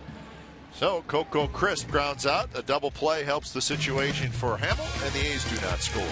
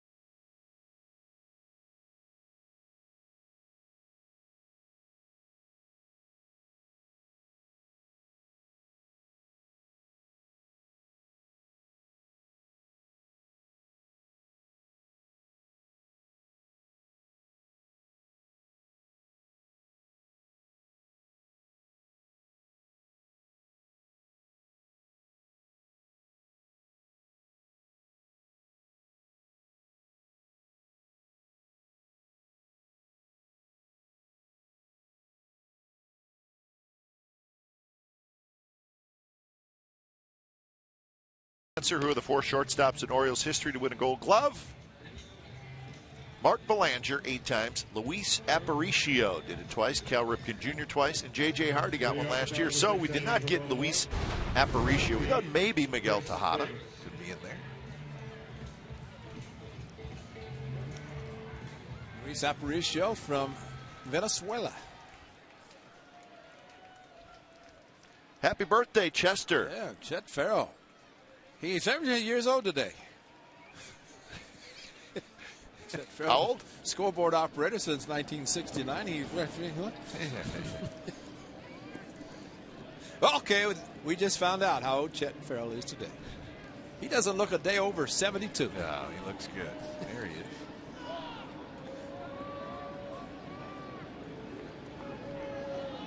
Want to know to Chris Davis? Davis rips one left center field.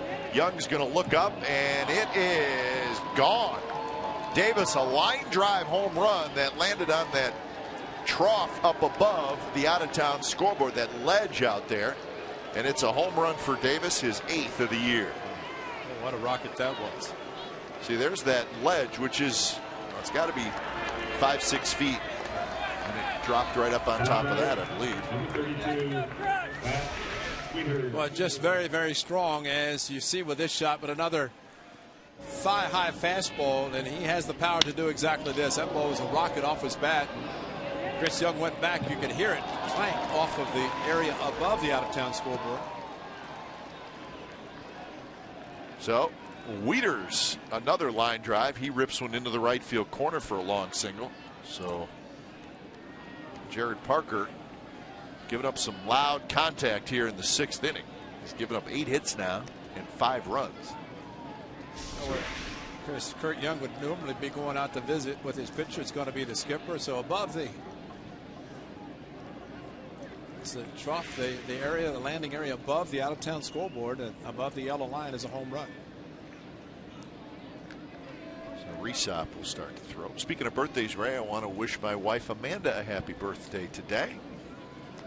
So she is celebrating with family. I wish I could be there, but I got happy birthday. That's important great. things to do. So she's celebrating the birthday. We get to spend a nice day together. So happy birthday, Amanda.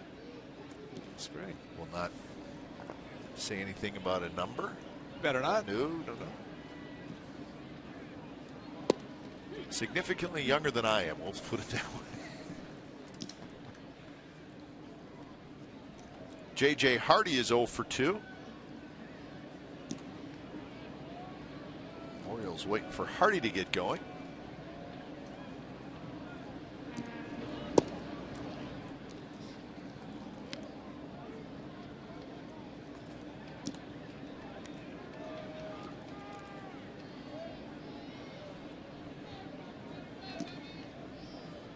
On deck is Ryan Flaherty. Hardy, this is his 3rd year in Baltimore. Last year, 22 home runs. The year before that, he had 30. Well, he had several leadoff home runs also when he hit the 30. Signed a multi-year contract. And that one threw Jaso to the backstop, and Wieters will go to second. So it's a wild pitch. It looked like Jaso kind of came up on that ball. He came up too much on it and stays down, and that's a big play because it pulls the runner second base. But Wachie is down and then comes up, and again, Jaso had his hand kind of behind his back, and that makes it difficult to block a ball when the right hand throwing hand is behind the back.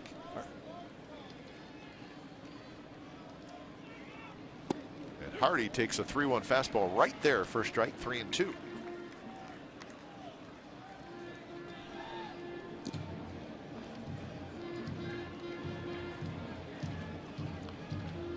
So there's nobody out here in the 6th inning.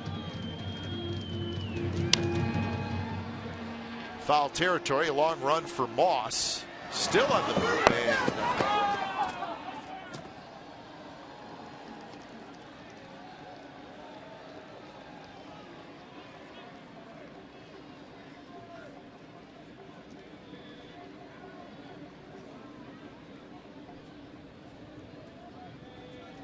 So everybody returns to their positions.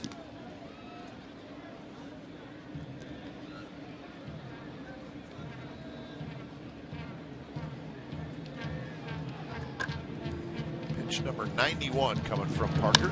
And that one's drilled down the right field line, and it is just foul.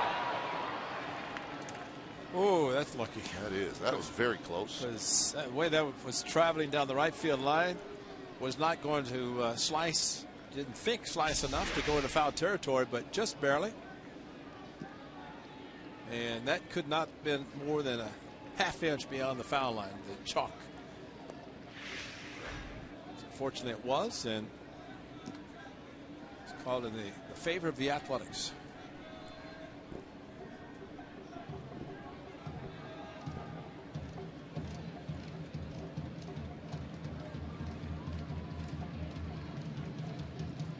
Resop getting close to being ready out in the A's bullpen. 3-2 pitch is grounded. Moss behind the bag at first makes the play. So Hardy got a pitch outside, so he does his job by moving Wieters to third with 1 out. When you think about it, if Wieters is still at first and Moss is holding Wieters at first, that ball's right to him. Step on the bag, throw to second. So there's the difference of a wild pitch advancing the runner into scoring position, taking away the double play, and now the infield has to come in with Wieters at third and 1 out. So Flaherty is the hitter. He is struck out and singled.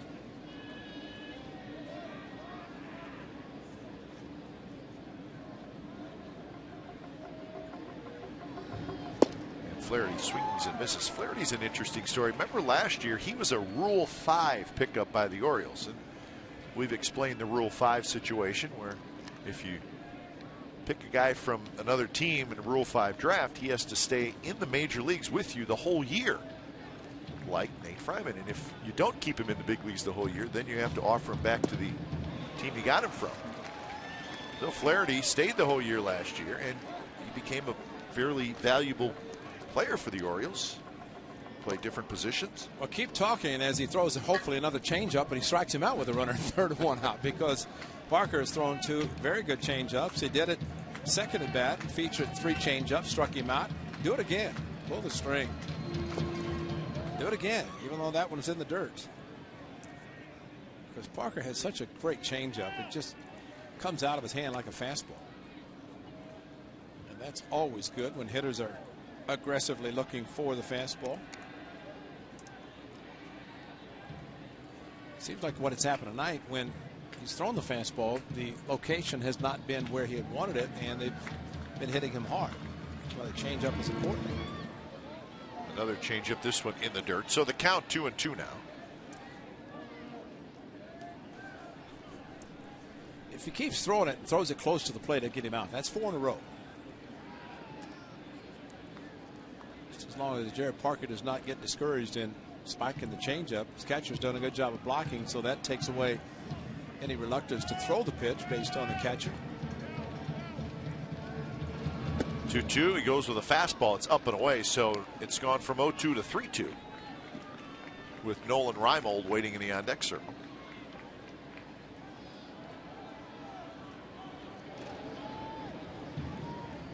So what'll Parker do on 3-2?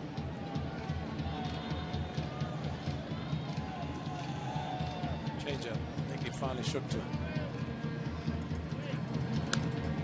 And this one is popped up just below us.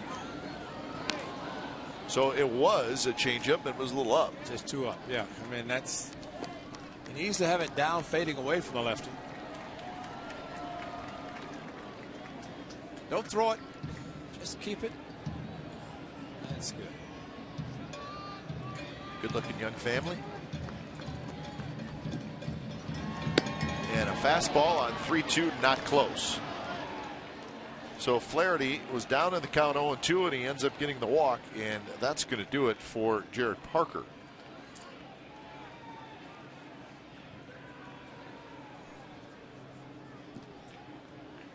So when it's time for a change, think Speedy Oil Change and Tune-Up, your oil change, tune-up, and smog experts.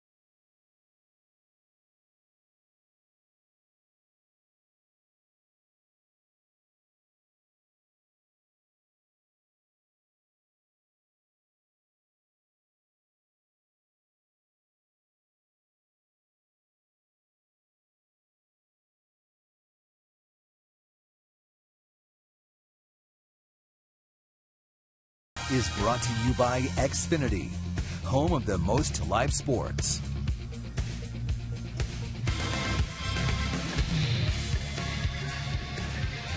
Now the Orioles a run in on the Davis home run. They have runners at first and third, 1 out. So Chris Resop comes in, tries to get the A's out of this jam. He's done a good job doing exactly that this season, and he knows it. Would like to do it now.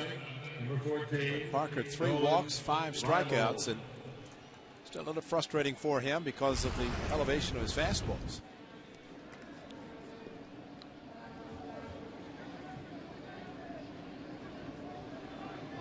So Resop to face Nolan Reimold.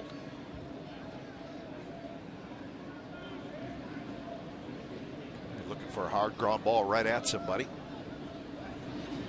And the first pitch is a fastball inside from Resop.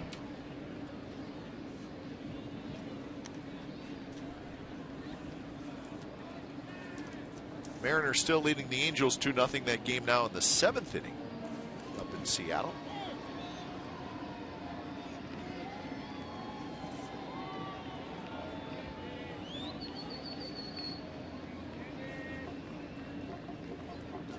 Reimold with a double and a strikeout. He also scored a run in the 3rd inning. Here's a strike. Breaking ball from Resop.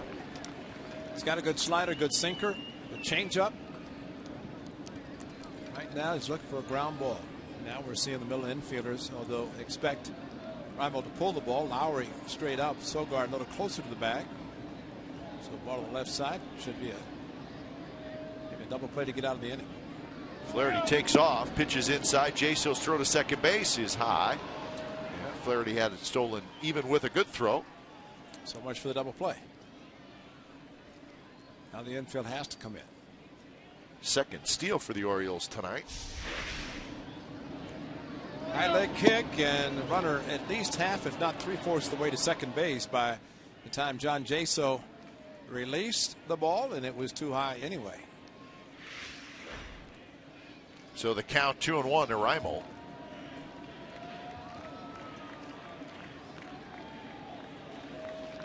Jaso sets up inside, and it's up and in, and it's 3-1 with Nate McLeod waiting in the on-deck circle.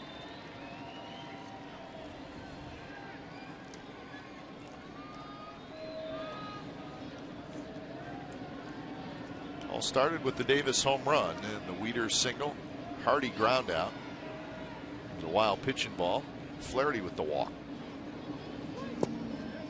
Reimold goes around, and it's 3-2. Well, I'm glad Bob Davidson called that one. Don't have to worry about an appeal.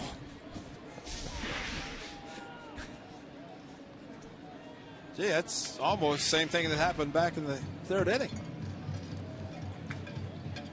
Still thinks he got it right, but once Matt White shows him the replay downstairs, he'll realize he was wrong. Should never have ejected his pitching coach.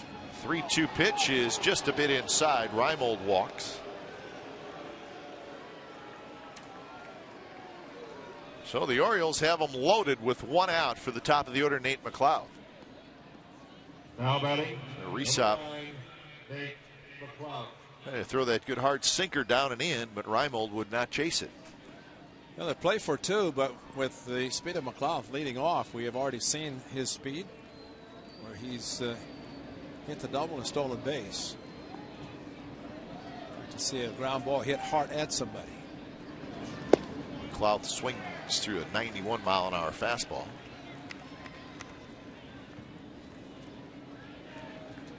It's a good night for Nate McLeod. A walk in the 1st, a single and a run scored in the 3rd, a double and a run scored in the 5th. So he has certainly done his part from the leadoff spot. He shoots that one towards Sogard. Flips to short, on to first, and called safe at first is McLeod. Wieters comes in to score, and it's 6-2. Well, unfortunately, when Lowry made the return throw, he got under the ball just a little bit, and as a result, by getting under, did not get enough on the throw. And McLeod from the left side, nice flip by Sogard. And they, the runner at first base, doing a good job going after. And how about an appeal? That, you know, that's a double play, because I don't know that the runner going to second base could have reached back to touch the bag, and that usually indicates a double play on the appeal if the first baseman sees it, which he probably first base umpire, but we don't even want to go there. Here's Machado. Bag is touched, but when the runner goes after the second baseman or the shortstop and he cannot reach back and touch the bag, that is runner interference, and that's a double play. Second base umpire looking right at him, so no call there. So 0-1 to Machado, who's 0 for 2 with a sacrifice bunt.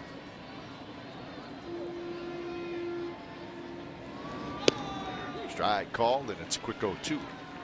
McLeod stole the base in the third, so you got to keep an eye on him a little bit. Flaherty is the runner at third.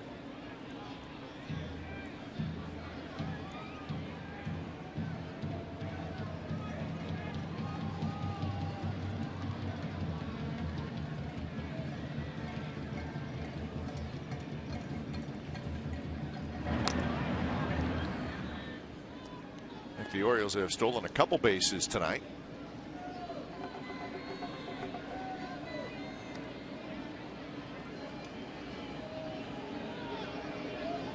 Reese-up trying to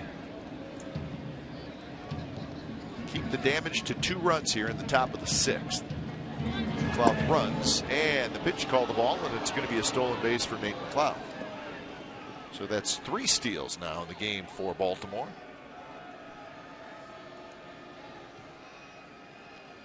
Close pitch. Bob Davidson has not called the low pitch tonight. So not surprising, as this one was down in the lower part of the strike zone, if in the strike zone, but not surprised that Bob Davidson did not call it. Machado watches the sinker drop low. Right, here's the pitch, and granted, John Jaso brought the ball up considerably, but it's a matter of where it crossed the plate. And Bob Davidson started with the first batter, McLeod, not calling the little strike. Now full count to Machado with Nick Markakis hoping to get a chance to hit in this inning.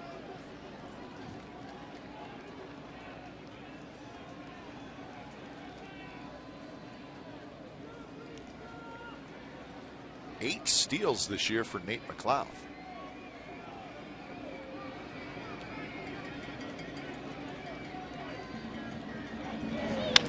And that's a shot into the glove of Donaldson. Side retired. 2 more runs for the Orioles, and we're moving on to the bottom of the 6th inning. Orioles 6, A's 2.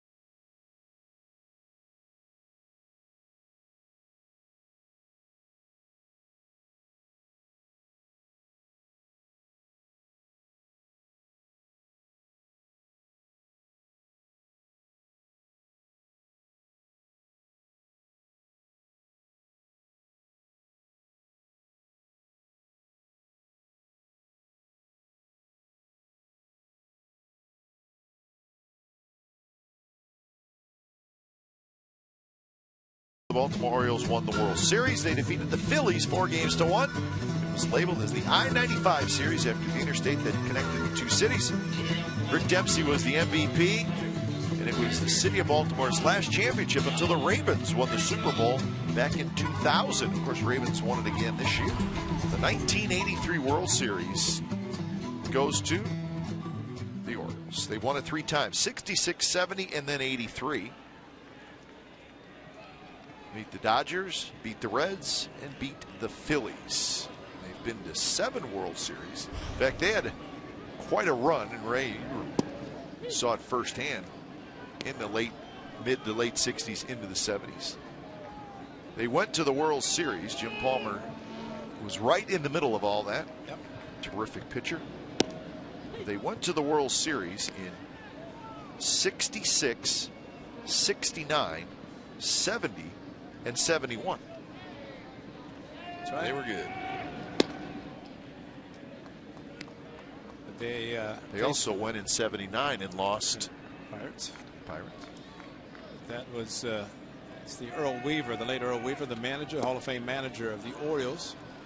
And his patch on the left arm, left sleeve of the Orioles players, or the right sleeve, that is. Number 4, Earl Weaver, and what a great manager. He could yell better than anybody. Earl Weaver, Hall of Famer, number 4. A little bit of a little showmanship, but not a lot, though. I think when he went out to argue, he was legitimately ticked off. Yes, he was. Yes, he was. Yeah. But once he got out there, he was going to stay out there and get his money's worth. Between Bill Haller and Ron Luciano, and of course Earl Weaver was not that tall in stature anyway, so anytime he went out with any umpire besides, I was looking down at him, and he was looking up screaming.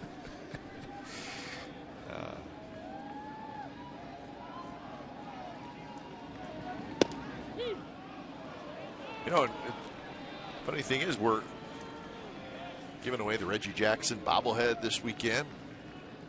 You think of Reggie with great years with the A's and then the Yankees, but he played a year with the Baltimore Orioles. Yeah. 1976. In fact, I remember when the A's traded Reggie, and it was for Don Baylor, right? That's right. I think maybe a pitcher, Mike Torres, maybe. Does that sound right?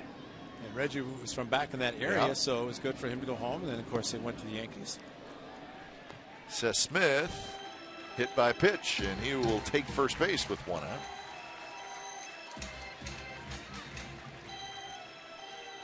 Curveball off the right foot, or at least a foot of Seth Smith. And when you have a couple of strikes, you'll take it. Left the foot right there. Got him the back foot, the left foot, that is. Got the right foot as he lifted it, planted it. Tried to hit it on the shin guard on his right leg, but missed and hit his left foot.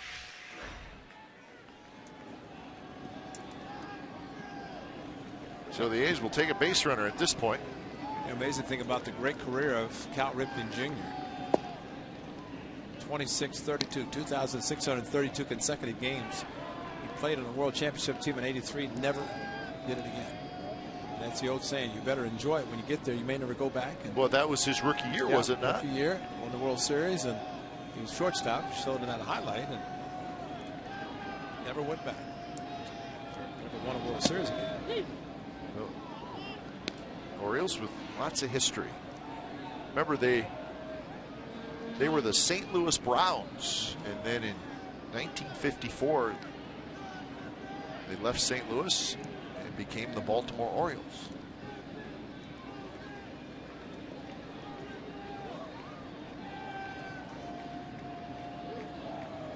One and one to Jed Lowry, and that's a shot base hit right field. Smith will head around second, and he will go to third, and the A's have first and third, 1 out. Well, we've seen a lot of pitches left up to the Orioles, and finally Jed Lowry got one up in his eyes and able to shoot it to right field. Look at the location of this pitch. Up, a little bit above the belt, maybe chest high, and excellent swing by the switch hitting shortstop for the A's. Did not get it past the right fielder Marquez. He throws very well, so Seth Smith able to get to third easily. And the A's now by 4 need to pick away. They did it yesterday, came up a run short. These pitchers have to shut down the Orioles offensively. So here's Moss. Moss, the first pitch strike. Moss reached on an error and scored in the second, and then fouled out in the fourth. So he's 0 for 2.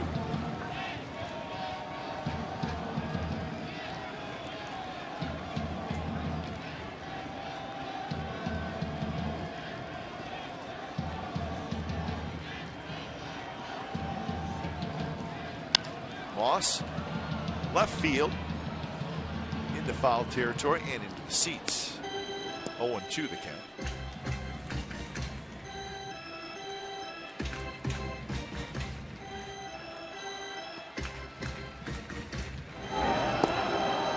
Troy Patton starts to throw.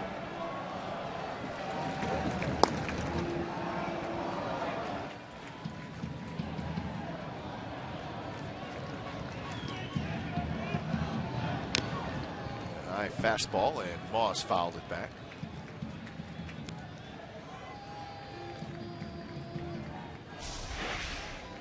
Another pitch that was elevated by Hamill, and that's why perhaps the Orioles have bullpen activity. Pitcher starts to elevate the pitches and becomes dangerous for the pitcher.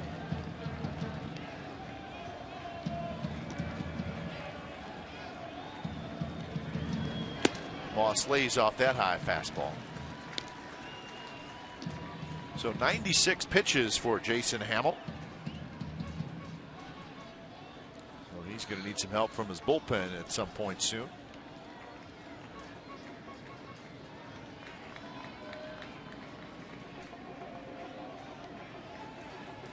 There's your runners. Smith at third, Lowry at first, and the pitch is inside, 2-2. Fortunately, that ball did not have any movement on it. It's the four seam, stayed inside. If it had any movement, Brandon Moss would have been out because it stayed inside. This time, no call from the home plate umpire, Bob Davidson.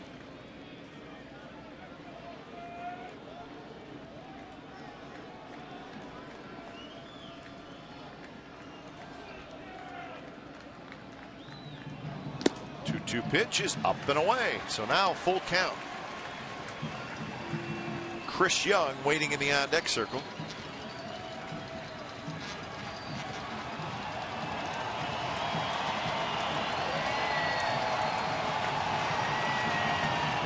He's trying to mount a rally here in the sixth.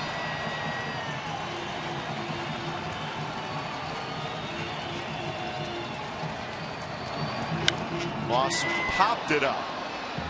Machado into the third base coaching box or near it, and he makes the catch, and that's out number 2. It's amazing that Hamill left the pitch up, still elevated, but got away with it. And Brandon Moss hit the ball straight up. Got under a fastball and wanted to fire his bat, realized it was in play, is going to be caught, and at this point the runner stranded at third. Just interesting, in the first 5 innings for Hamill, he's had 11 ground ball outs. And I guess good news that that ball was not hit on the ground because Jed Lowry was not running. But it was a pop-up, so the A's at least get another chance.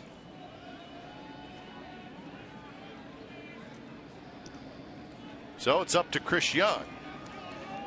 A couple of home runs yesterday.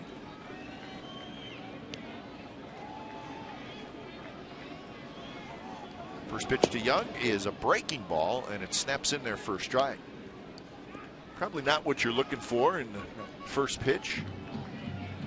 Good pitch if you can get it over, because most hitters will not swing, and in this case it caught the strike zone. Bob Welsh was always good starting hitters with a first pitch curveball and throwing it for a strike. Off the end of the bat, rolled foul, and now it's 0-2. And it really sets up the at bat nicely if a pitcher can get a first pitch curveball over for a strike. Because then it's telling the hitter he can throw that pitch for a strike, and then he's got the fastball that he keeps down low. So the old get it in curveball can set up the rest of the at bat nicely for a pitcher. 0-2 pitch to Young. Fastball is high. 102 pitches, and with a left-handed hitter, Reddick, waiting in the on-deck circle, this may be the last hitter for Hamill, whether he gets him out or not.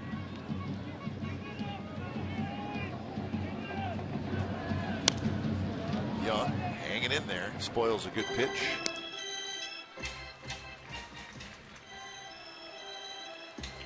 Chris Young tonight has been robbed twice by Manny Machado. That's why he's trying to hit the ball to right field. That's right. proven that nothing on the left side is going to get through, at least with Machado at third.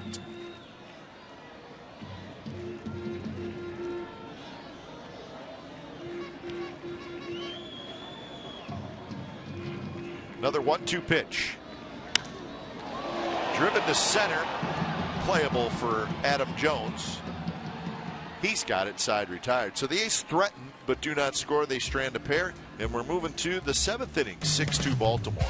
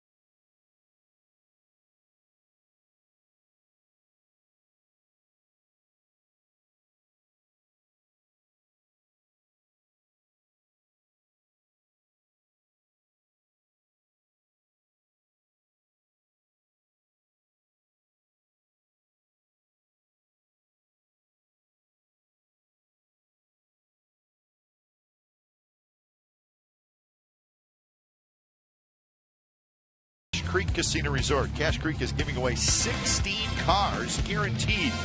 Visit cachecreek.com for information.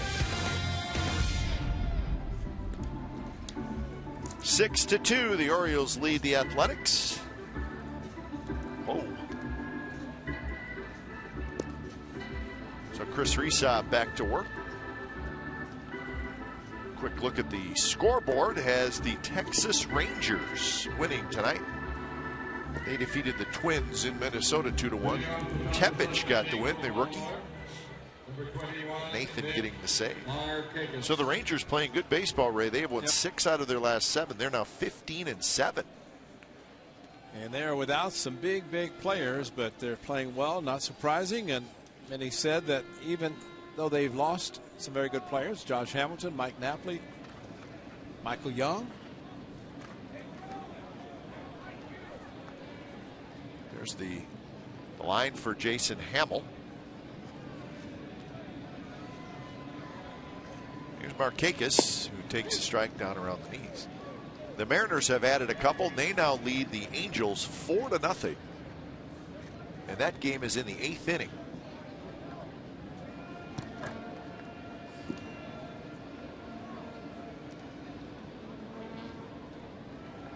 Markakis has a couple of RBIs. He knocked in a run with a single in the 3rd. He had a sac fly in the 5th. So Markakis now with 10 RBIs on the year, hitting in that 3rd spot for the Orioles.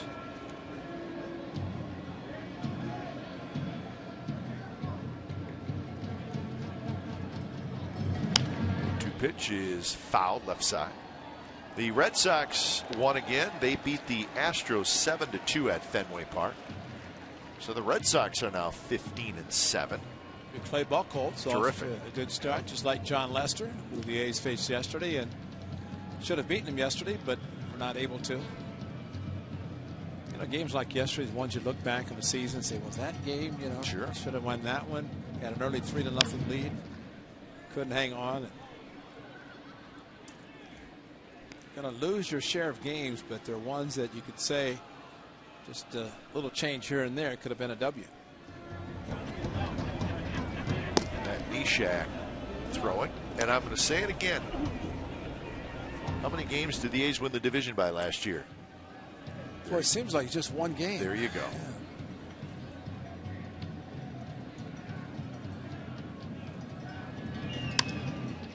That one rolled into center field, a base hit for Markakis. He's 2 for 3. That would be shortening your swing and putting it in play. Well, Markakis is the type of hitter that she's a third place hitter. Usually you put your best in that spot. You think of Cabrera with Detroit, but he fouled off an 0-2 pitch. That was a good pitcher's pitch.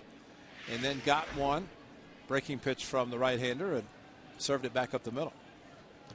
So a third place hitter doesn't necessarily have to be a big home run hitter. He can be a gap-to-gap hitter driving runs, which Markakis did tonight. He's driven in a couple, sac fly, then a base hit to right field. So here's Adam Jones.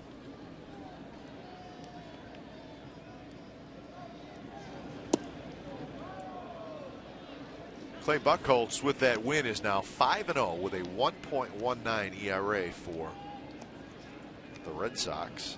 And David Ortiz hit a home run. His ERA was under 1. Buchholz yeah, it went up. Starting tonight, so it went up from 0.99 to 1 point whatever. 10 strikeouts for Buchholz in 7 2/3 innings.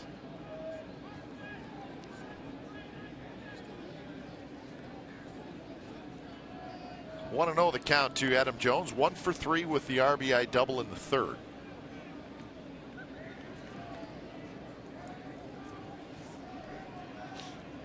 His RBI double gave the Orioles the lead at 3-2, and that one right off the mask of Jaso.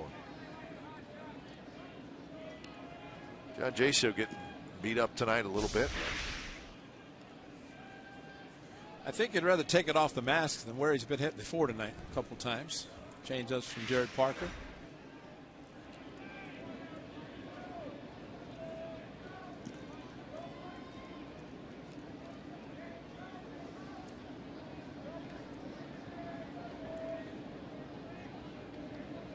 Markakis with a decent lead at first. He's not running. It's fouled straight back. The Yankees beat the Blue Jays 5-3. Kuroda over Burley. Vernon Wells with another home run, his 6th of the year. Robinson Cano homer. Well, the Blue Jays now 9-14 on the year.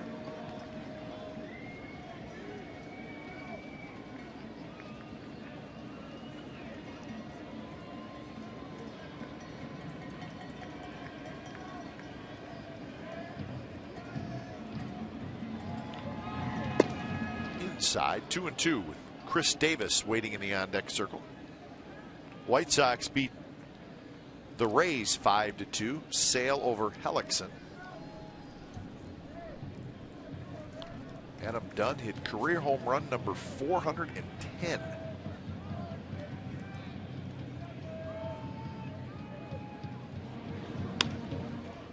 Little jam shot lifted just past the A's dugout. The Royals beat the Tigers 8-3 in Detroit in extra innings. Alex Gordon hit a grand slam in the top of the 10th inning. So Kansas City, for what it's worth at this point in the season, leading the AL Central. That one bounced over the head of Moss down the right field line. Markakis is going to go to third. Adam Jones says, I'll take it. He's 2 for 4. Amazing. It's a bad feeling if you're Brandon Moss, because you just don't see a ball bounce over your head very often.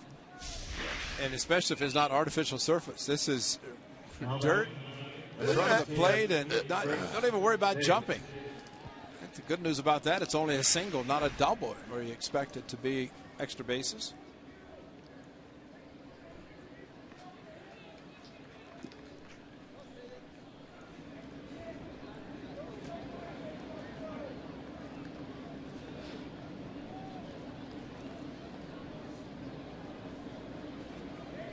So now the powerful Chris Davis, who has homered in this game.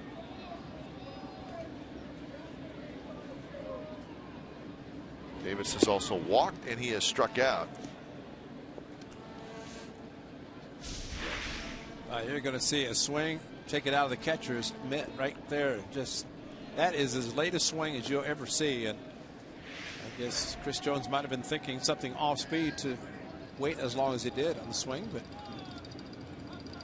it's one he'll probably think about a lot. How can I do that again? Impossible. See where the ball hit first? It almost looked like it hit in foul territory at first.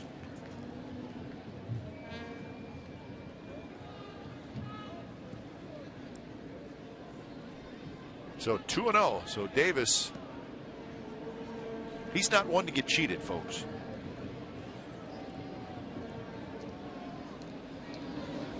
Remember, this was the home run in the 6th inning. He's got power to all fields, and he showed it here. Look at the elevation of this fastball.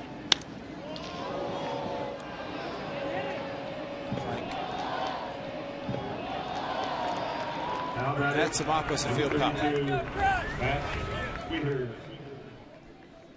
3-0 pitch is inside, and the Orioles have the bases loaded and nobody out.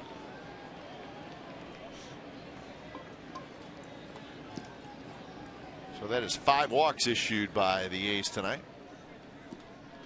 And we're going to have a pitching change. When it's time for change, think Speedy Oil Change and Tune-Up, your oil change tune-up and smog experts.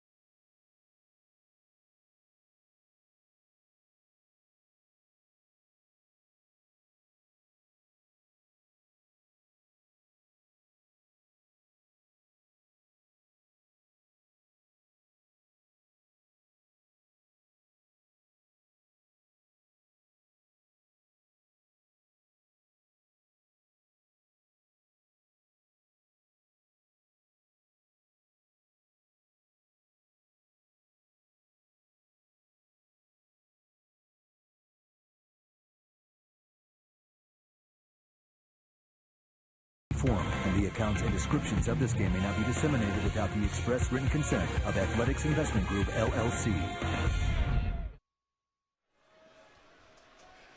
Well, the Orioles already have a 4-run lead. It's the top of the 7th, and they're looking for more. Bases loaded, nobody out. Wieters to face Neshek. Wieters is 1 for 3, and he launches one to right field. Reddick goes back. He's got room. Tagging up is Markakis. So Markakis is going to come in to score, and Adam Jones tags up and goes second to third. So Wieters goes after the first pitch. He's got a sacrifice fly, and it's 7-2. Almost did what he did in Baltimore against the Rays. First pitch hitting.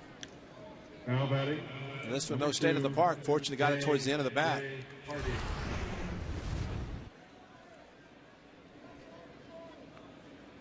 Numbers for Pat Neshek coming on to try to get the A's out of this inning. 11th game for the right-hander. 5 walks, 5 strikeouts for Pat Neshek. He is more effective against righties. Here's the get-goer slider.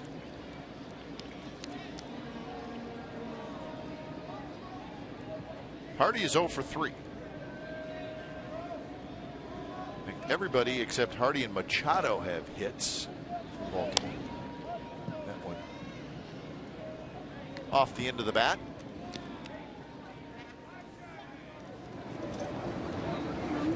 Troy Patton loosened up before, and looks like he is going to be the guy.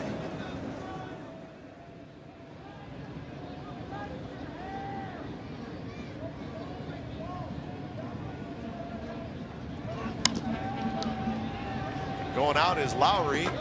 Coming in is Coco Crisp, and going into a slide is Chris Young. Nobody catches it. Run comes in to score. So it landed in the Bermuda Triangle right between three A's players. Coming in to score is Jones. Hardy says, I'm going to take it. It's an RBI single. Fooled badly on the slider and lifted it, but you're right. Right in no man's land. Coco Crisp back. Coming charging, and Lowry going out. He peeled off probably when he heard somebody calling as Chris Young coming in going to the slide, but that was almost like a reluctant slide. He started and maybe thought Coco was going to continue. Just not the way things are supposed to be happening from the A's standpoint. So 2 more runs here in the 7th to make it 8-2, and Flaherty hits.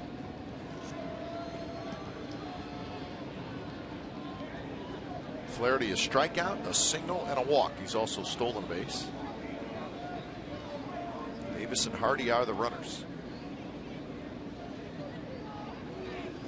Swing and a miss. Neshek gets Flaherty to swing through a fastball.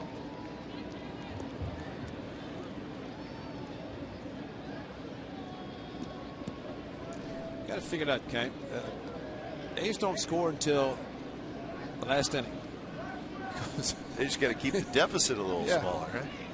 But just put a 0 up until the last inning and then score. Because they scored 3 yesterday, and the Red Sox came back and scored 3. They scored 2 tonight. The Orioles scored 3, and the A's have not scored any more. They scored 2 more yesterday, but stuck on 2, and those were unearned. Yeah. Probably should not have happened. In Tampa, they scored 2 in the top of the first inning, and that was it. Neshek strikes out Flaherty, and that's the second out here in the 7th.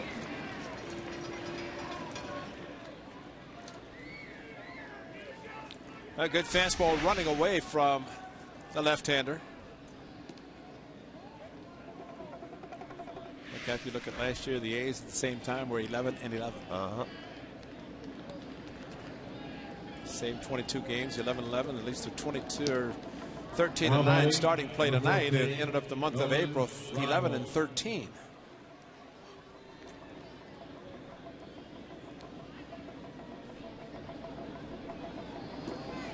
Once the A's started winning last year, they just couldn't stop. They never really had a slump the last 3 months of the year. And winning the division on the last day of the season. But I think to some degree what's happened because of the success last year, and it seems like if the A's score runs, they depend on the pitching to hold them, but it's not happened. And that will get better to where they'll be working in sync. Hitters score, pitchers keep the opposition from scoring. That's how you win a lot of games, and the A's did it last year. 2-0 pitch, and Reimold is able to hold up, and it's 3-0. 2 on, 2 out, 2 runs in for the Orioles.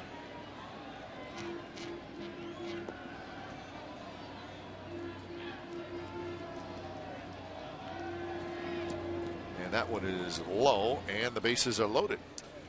Well, Reimold was up in the 3rd inning after strikeout the previous batter on a 1-1 pitch. Game of inches. There it is, and that is a swing, folks. That is a swing, and was not called. And then the next pitch was a double down the right field line. So it was a 2-1 fastball, and that kind of opened up a base hit up the middle by McLaughlin.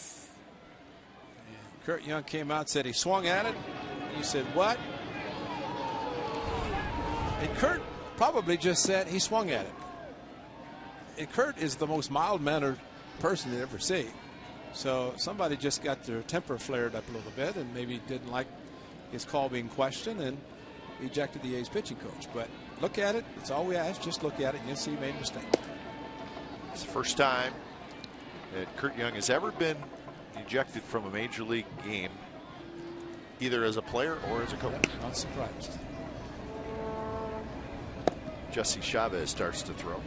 You know, Matt Weiss is so good. He takes care of the umpires, the room down there. He'll probably have the DVD already in the machine. Well, probably playing when they walk in. He'll have it. my question has always been, and I hope they do, but do all the umpires say, you know what, I want to see that. I want to see if I was right or wrong. You know, Matt has said that is something that has happened. And evidently when the brutal call was in Texas, the Joe Nathan 300 save, the umpire called, hey, I made a mistake. A little bit late after the game was over. So a couple more runs for the Orioles. We've reached the 7th inning stretch. It's Baltimore 8 and the A's 2.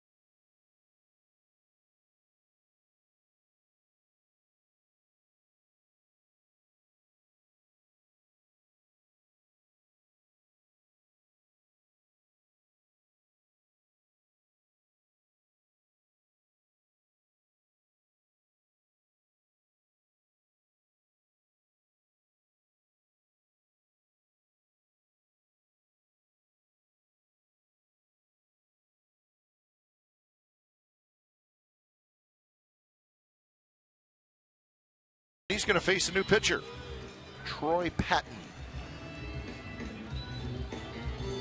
Another similarity between the A's and the Orioles. Both have very good bullpens. Right fielder, Josh Reddick. And it is now a bullpen game for the Orioles as well. So Hamill goes 6. Patton's first pitch to Reddick is a strike. So it's time for change. Think Speedy Oil Change and Tune-Up, your oil change, tune-up, and smog experts. He's done a good job getting the starter out after 6 innings, but he's left the game with a pretty healthy lead.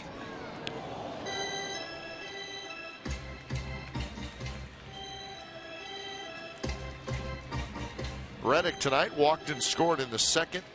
Hit a fly ball to center field in the 4th.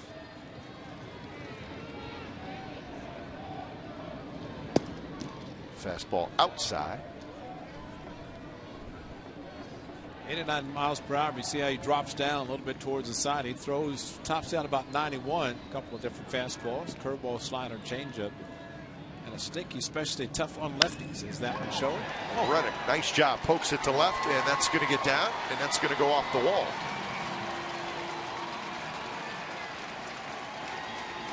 So Reddick has a leadoff double here in the bottom of the 7th inning. Adam Rosales is back, and that's good news. Reinstated from the 15-day disabled list. Andy Perino gets sent back down, and Rosales has come out into the on-deck circle. So Rosales had a very nice spring. In fact, I think he was probably going to make the team. Well, he was definitely. It was going to be a tough call for the A's because they had so many of the guys before Nakajima got hurt. And Rosales, Sizemore, Sogard, Perino. Of course, Lowry's going to play, and Rosales at Intercoastal. Yeah. West Coastal. It's a geographical injury. But he got it well, and he's back, and happy to see Rosie back in uniform. 1-0 to Donaldson, and it's 2-0.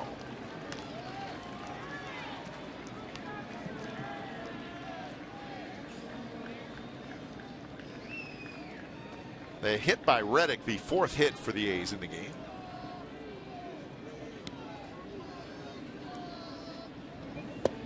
And now 3-0. You almost want to force him to throw a strike, and of course 3-0, 2-0 to 3-0, but looking for base runners, and base runners and a big hit. Got to keep the inning going.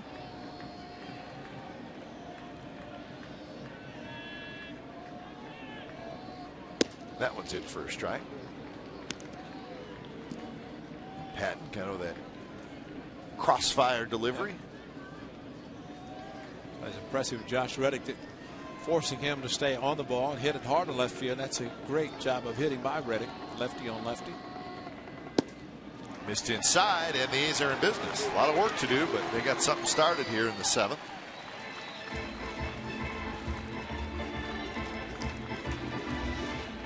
So the Orioles pitchers have walked 4 tonight. A's pitchers have walked 6. So here's Rosales. Always a fan favorite. Fans are excited to see Adam back.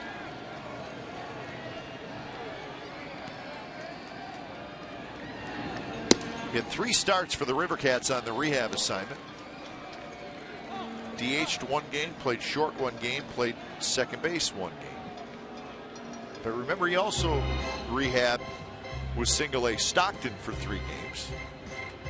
Want to keep him close to home. Yeah, while the A's were on the East Coast road trip, he was able to stay out here and make those rehab starts. And well, as much as sometimes the players don't like it, those are great, because instead of stepping back at this level, at least Adam Rosales or any player who goes on a rehab assignment has had a chance to put a bat in his hand or pitch if he's a pitcher, and do it not necessarily when you're AAA in any classification is going to be tough baseball. At least though you get some experience at those levels where it at least doesn't look so strange to see a good fastball at the major league level. First pitch to Rosales is a slider outside. Well, that's 3-1, 1 strike of 5 pitches to Donaldson. Now the first 2 out of the strike zone to Rosales.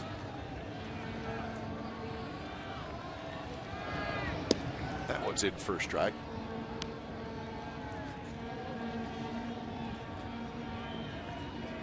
So 2-1 to Rosales. Coco Crisp waiting in the on-deck circle. Sogard tonight was 0 for 2. Missed again. This will drive a manager crazy. Relief pitchers that don't throw strikes. Get the phone. Buck's not even going to talk to Brigadier. He's doing it himself. Phone works for the manager and the pitching coach, just as long as it calls to the bullpen. Bounce towards short. Second for 1, and that's a double play. Well, Troy Patton ended up making the pitch he needed, and Rosales hits into the 6-4-3 double play, and just like that, there are 2 outs. Well, Jason Hamill did the same thing. Just when you thought there's an opportunity for the A's, a pitch is made, and it results in a couple of outs.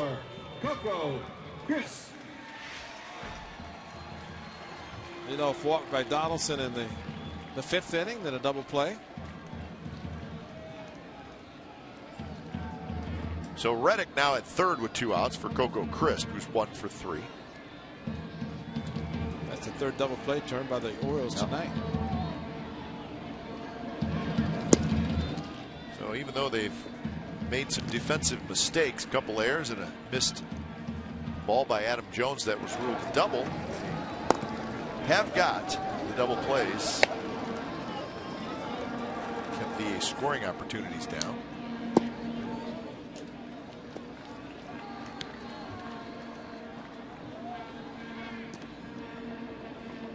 Coco had a base hit in the very first inning. He's also grounded out to short and grounded out to first. Slowly hit.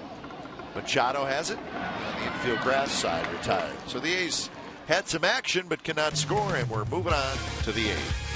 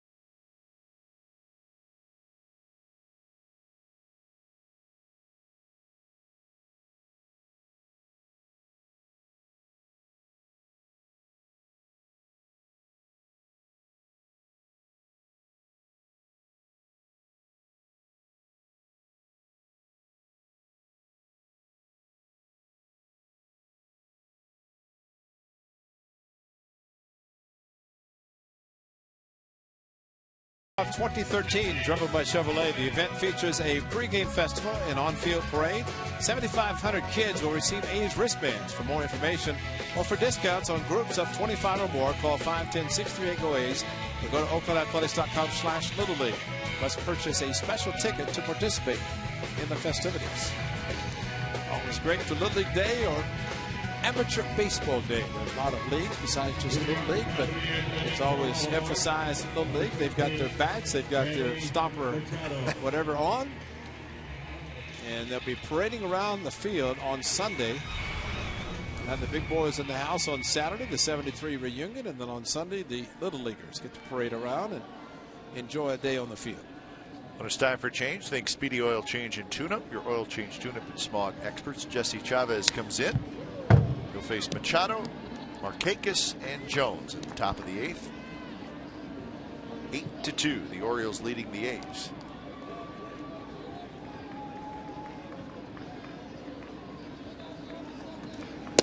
Good pitch on the outside corner. Rosales stays in the game, and he's going to play second base.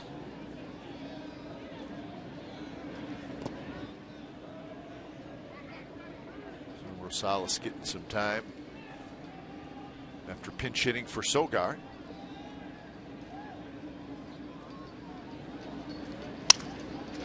And that one lined to left, a base hit. Maybe off the end of the bat a little bit by Machado, but good enough for a hit. And that's the first hit for Manny Machado. He's 1 for 4.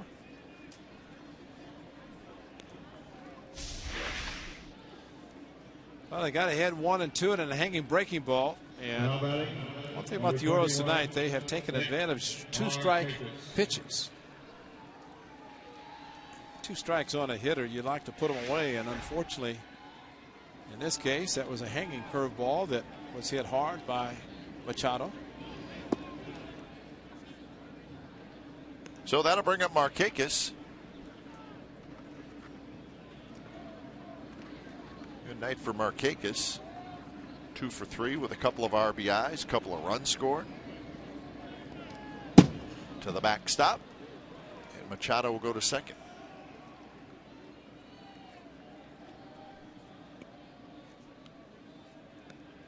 So that'll go as a wild pitch.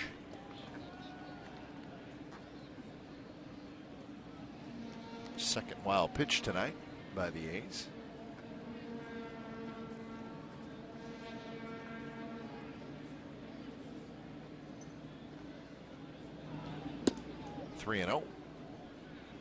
So the A's just a little sloppy tonight, Ray. A lot of walks, a couple of wild pitches. Thought it was going to be a good night after getting no sleep, but 2 runs in the second inning turned out so far to be the only 2 for the A's. Well, It was the Orioles playing a little sloppy during that second inning. Yeah. They woke up and they've added on to where they have the lead. The A's have not been able to battle back. The A's 1-5 on that road trip. Donaldson going back into foul territory, backpedaling, makes the catch. So Markakis is retired. And that'll bring up Adam Jones.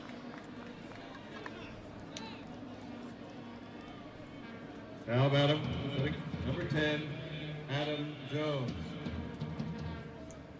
Jones has a couple of hits, knocked in a run, scored a run. One of those hits is a double.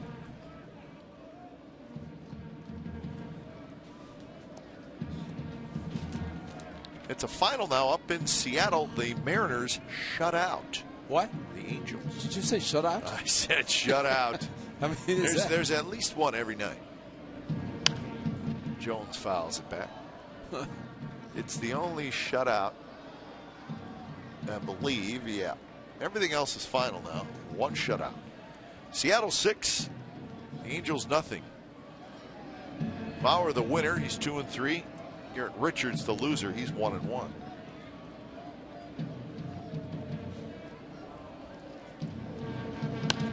Jones fouls it back. Couple of home runs. Figueroa and Seager for Seattle. Figueroa's back. He's back. Yeah. Big swinger. Boy, he is big and strong. They had an abundance of outfielders, and Figueroa's in the outfield. So, Gutierrez went on the DL. That's right. That's right. That's yeah. When he went on the DL, Figueroa was called up. So the Angels with the loss now 8-13, and they're 6.5 games behind the Texas Rangers. Also, their similar poor start as they had last year, which they were hoping not to do this season. But was it 8-15 in April, I believe? Or 6-14. It was ugly regardless. And although they had some big comebacks, it could not sustain it for the entire season. 1-2 count to Adam Jones. They got their 12 hits on the board for the Orioles. 8 of those have come with 2 strikes. So that in itself, when the hitter is able to get those 2-strike hits, that's a big number. Frustrating for a pitcher too. Very frustrating to get ahead and just not be able to put them away.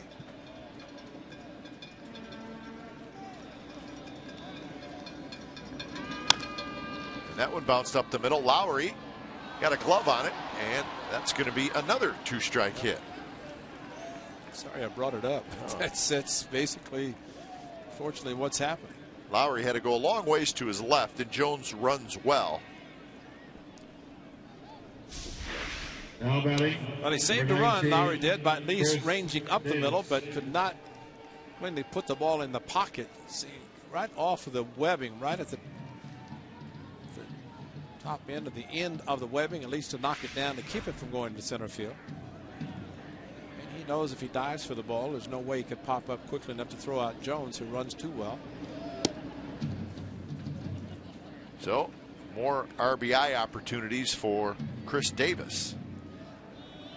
He homered in the 6th. He's walked twice. He has also struck out.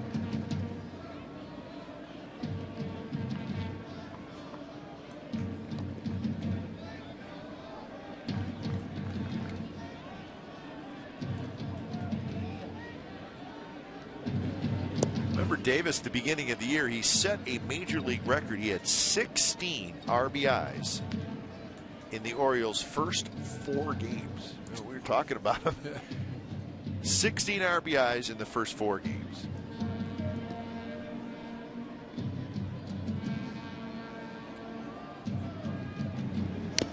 Pitch, and he had a rip. You figure as strong as he is, and in his case, contact is important, because when he makes contact, let's see what can happen.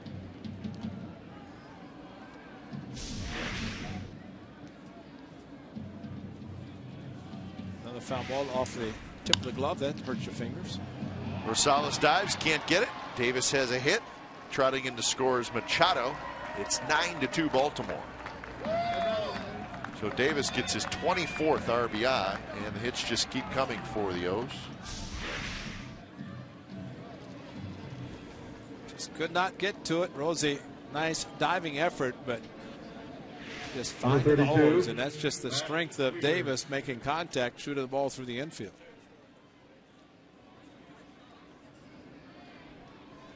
And here's Matt Wieters. Wieters has an RBI with a sacrifice fly. That was in the 7th inning.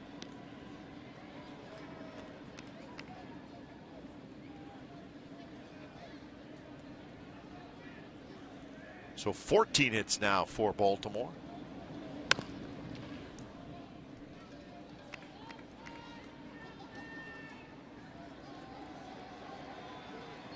It's a struggling pitching staff is just something that we didn't see much of last year. It's been the case lately for the A's. Well, we didn't see it in the second half. We didn't see it after June 30th. At that point, in the last 3 months, just never saw it. Never happened. Moss has it. He'll throw to Chavez, and he throws it away. Adam Jones is going to trot home, and it's going to be in the air, and another run, and it's 10-2, and now it's getting ugly. Moss ranged far to his right, and he probably did not have to throw it as quickly as he did. Yeah. Wieters does not run very well. And he usually leads the pitcher nicely. And Rosie actually dove for the ball, and once Jaso had to go after it, you don't back up first base on a ground ball with the runner in scoring position, and this is the reason why. Nobody there. Nobody is going to be able to get to home plate, and once Jaso removed the mask, went after the ball, that's why home plate was vacated, and Jones could score from second, so it's the E3 because of it. Base hit, E3. So that's a hit? How is that a hit? That shouldn't have been That's not a hit. Should not have been a hit. Must be a former catcher as a scorekeeper. It says 15 hits. That's not a hit. So, well, they probably looked at the difficulty with the pitcher having to cover unnecessarily. Well, it was, yeah, because of bad throw. Yeah. I mean, you know, that's a nice feed, and it's an easy out. Exactly. In second and third. Exactly. Hardy, a little flare behind first. Rosales is going to make the catch. Davis will stay at third. So they haven't changed it, B.I.? Yeah, go check, B.I. It's a good idea. Make sure you don't lock the door when you leave. Single okay. and an air. Huh? Now batting, number 3, Ryan Flaherty. So here's Ryan Flaherty.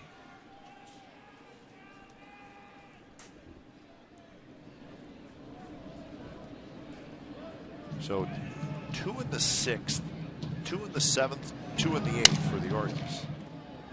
Rosales charges, flips to first, side, retired. 2 more runs, and the Orioles now lead 10-2 as we go to the bottom of the 8th.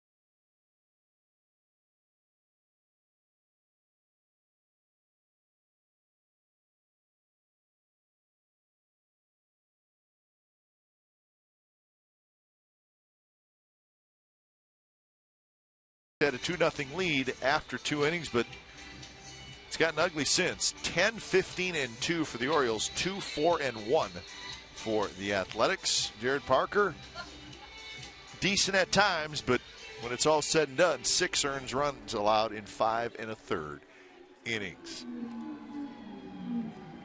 She's okay with the score, though. Leading off the bottom of the 8th inning for the Athletics, the catcher, number 5.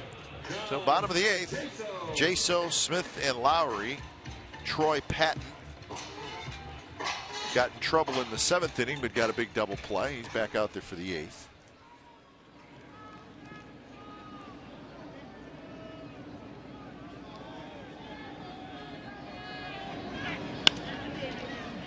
Shallow center. Jones coming in, still coming in, and Adam Jones covering a lot of ground and playing shallow, and that helped him there. So Jaso is 0 for 4, and he's got knocked around behind home plate tonight. Been beaten up a little bit tonight. There's one foul ball and a changeup. That's one. Count them now. There's two. There's two. Another changeup. Get on top of the ball. It's okay. Don't worry about it. Oh, there's one off the face mask. That's 3. And another one off the top of the catcher's mitt. And you've told me before that that last one where the ball just hits the top of the glove and catches a little bit of your fingers, that really hurts. That hurts. That hurts, yeah. I mean, especially if it gets to the end of your fingers, the fingernails. Yeah, it can bend them back. And your mask, yeah, just a strong neck for that. Helmet and a mask, that'll protect your face.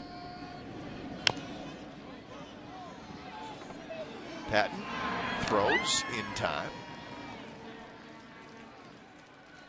That was Casper Wells who was hitting for Seth Smith. So Casper Wells, as he did the other day in Boston, swings at the first pitch. So Casper Wells is ready to hit. Well, when you haven't played since spring training, he's ready to hit, man. Waiver wire, and you're all over the country on the waiver wire. So 2 quick outs here in the 8th. Well, at least Casper got to take batting practice today.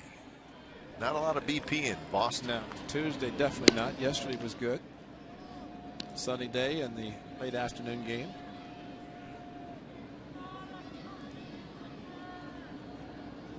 Jed Lowry had a base hit in the 6th. He's also grounded out twice, holding on to that very fine average. Now at 365.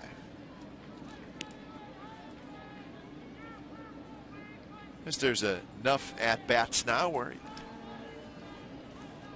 look at the league leaders and get a pretty good idea.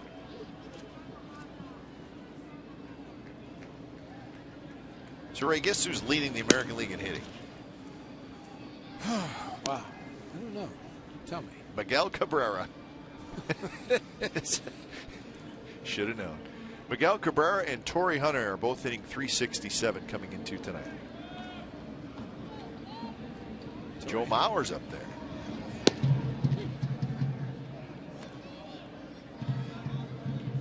Jed Lowry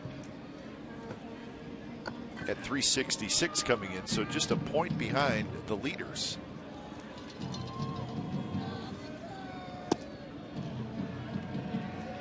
And he's going to add to his on-base percentage with a walk.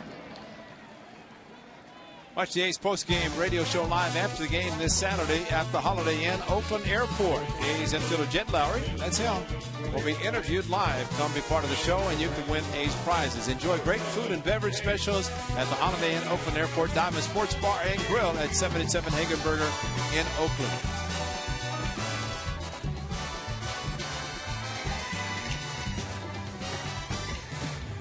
So Jed Lowry at first, not being held on by Chris Davis, as Nate Fryman's going to hit. Fryman hitting for Moss, and he tries to hold up. Looks like the pitch caught the inside corner. We were talking yesterday how, of course, Nate from Boston and his wife, who's on the LPGA tour. His wife's name's Amanda, who's on the tour. She flew into Boston since he was playing there. I said, how'd she do today? She missed her flight. She flew into Dallas just in time, had never seen the golf course, to play her first run of the tournament, shot even par. Nice. That's pretty good golfer if you can do that. did not have a practice round, did not know the course. You know, when the golfers, men or women, go out and play, they have their caddies mark different spots, and if you don't play the course, they go right to the next stop right after the Sunday match is over. Go to the next spot. On the infield, where Davis is under it, the first baseman, he's got it inside. Retired A-Strand runner, and we're moving to the ninth at the O.co Coliseum. All Orioles tonight. They lead 10-2.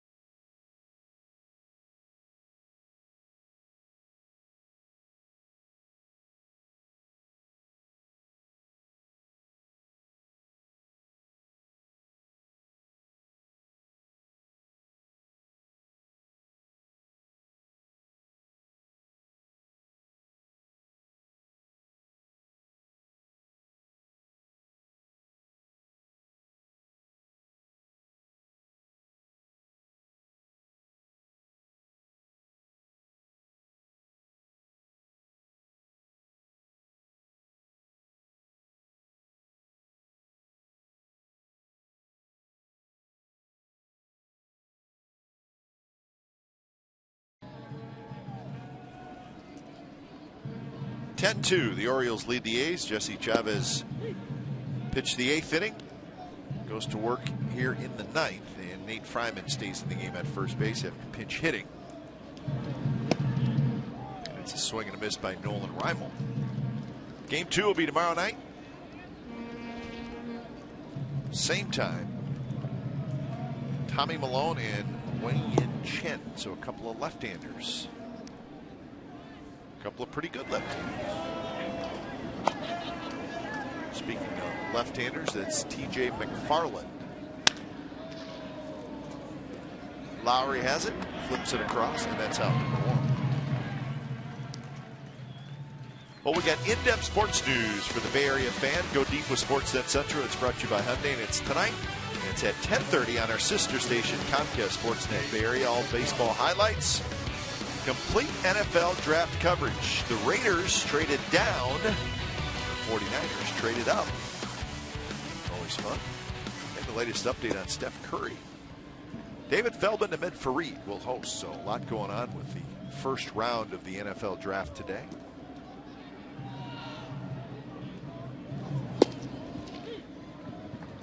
Nate McLeod's been running all over the place tonight. Walk, single, double, fielder's choice, fly out, 2 stolen bases, 2 runs scored, 2 RBI. So you get the point. Not a bad pickup for the Orioles last year. Those numbers you just rolled off. Orioles also were on the East Coast as the A's were yesterday. They were at home. And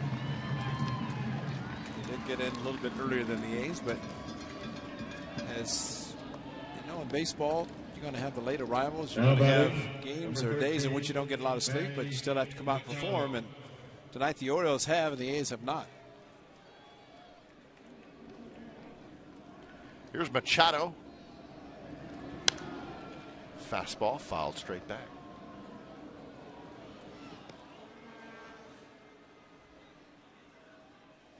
Machado got his first hit of the game in the 8th inning. He's 1 for 4. He also had a sac bunt that led to a run in the 5th. Anyway, you talked about the Orioles, impressive with a lot of 2-strike hits. They've also had a couple of sacrifice flies in the game. Well, they've done something too with, you know, the fundamental of sound baseball. They, you know, playing good baseball, get a guy over and get him in with a sac fly, but stealing some bases, taking the A's out of a possible double play opportunity, and that always works well for a team who has the ability to steal bases. You're hopeful of getting out of an inning with a double play, but then stolen base, there goes the opportunity.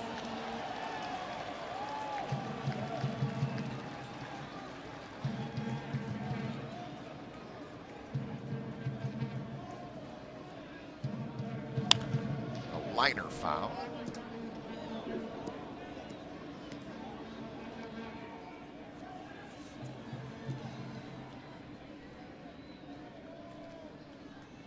Machado has also made a couple of nice plays defensively. He's also made an error.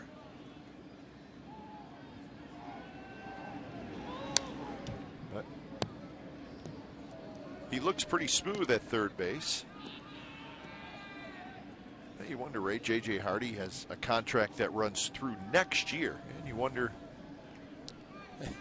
would they try to bring Hardy back? They don't have to decide on that just yet, but not a bad guy to put in at shortstop if they don't bring Hardy back. Manny Machado grounds out there, and we're going to the ninth. Major work to do for the A's.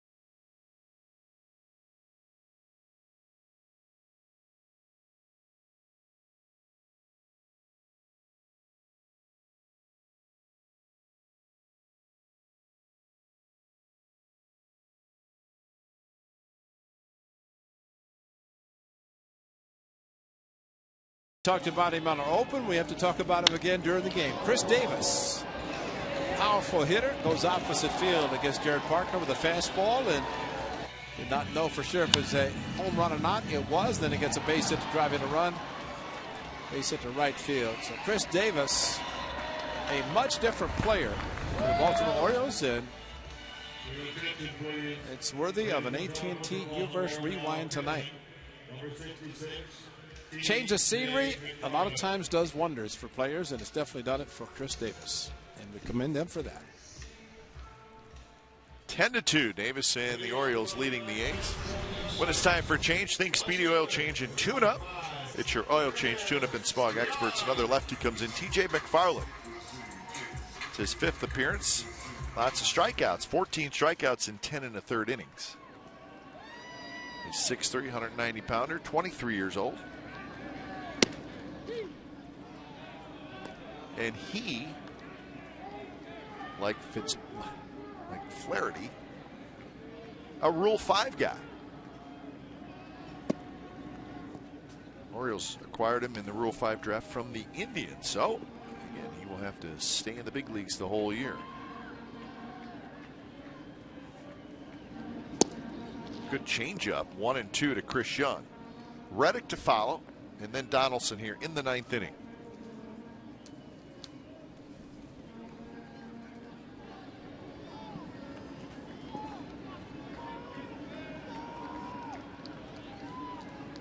Chris Young is 0 for 3. He's the guy that has seen Manny Machado make a couple of nice plays on him.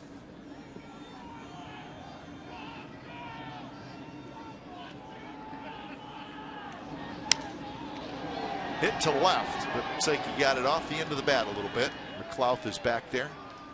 And Chris Young is retired, so Young is 0 for 4. It's amazing. It's only about maybe, I don't know, inch, 2 inches, but it's a difference of home run and a fly ball. Yeah. And even from up here, we can hear it. Yeah. If it sounds like hit it off the end. I mean, I don't think he cracked his bat, but just doesn't have that same crisp sound to it.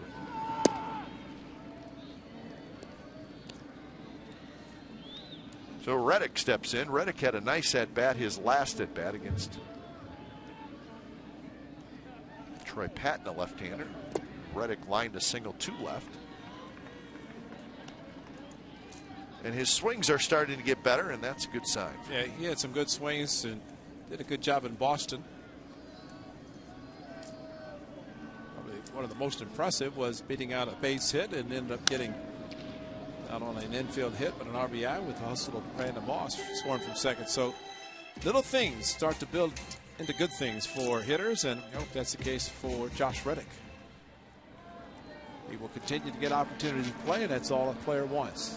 Just give me some at-bats. And the average slowly climbing now at 172. Remember, he was down to about, he got as low as 102. And there's a line shot into the glove of the first baseman, Chris Davis. So that is out number 2 here in the bottom of the 9th. Remember, authentic fans know where to find the best deal in Bay Area baseball. Comcast Sportsnet California's Authentic Fan Fridays. Right here at the Coliseum tomorrow. Get a ticket in our value deck behind home plate, a pair of authentic A's sunglasses, a cheer card, and a $6 food and drink voucher, all for one great price. It's the best deal in Bay Area baseball, and it's Comcast Sportsnet Authentic Fan Friday. So that's tomorrow night. So come on out, enjoy Friday night baseball. 2 good teams, and Donaldson has a base hit. So Josh Donaldson has not been retired tonight. A double, a walk, another walk, and now a single. He's not giving away an at bat. Never does. For him to do what he did in Boston and look like he injured his left shoulder, stays in the game, has the night that he has tonight. Down the 5.5 hole, no dive that time, but Machado. Chris Evans said, why would you die for me if you're not going to die for Josh Donaldson? Second at bat for Rosales. He hit into a 6-4-3 double play in the 7th inning. Speaking of sunglasses, did we find out what happened to Jerry Lane yesterday? Any results on right. X-rays of his the finger? Yeah, the finger. Drive to right. Markakis is not going to get it. Drops in front. Donaldson will go to third, and Rosales has his first hit of the 2013 season.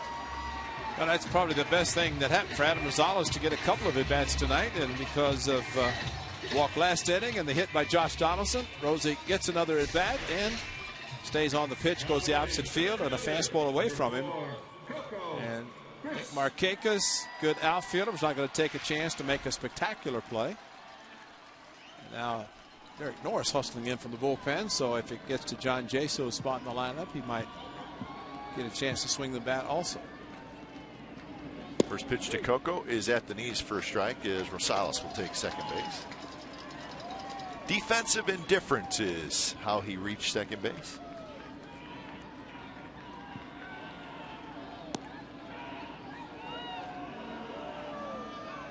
Norris hustling around.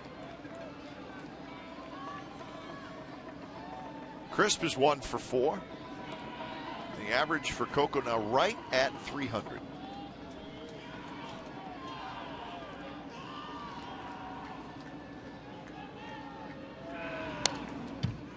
That one to the backstop, and it's 0-2. So Jason Hamill went 6. Troy Patton just a couple of shutout innings, and now TJ McFarland trying to finish it up. Hamill gave up the 2 runs, but they were both unearned runs.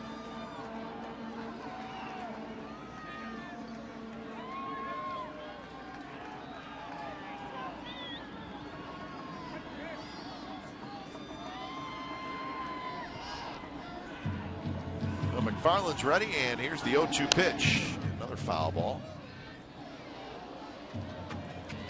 Again, tomorrow night, 6:30, A's pregame live, and then the ball game at 7:05. We'll talk a little bit more about the 1973 World Series.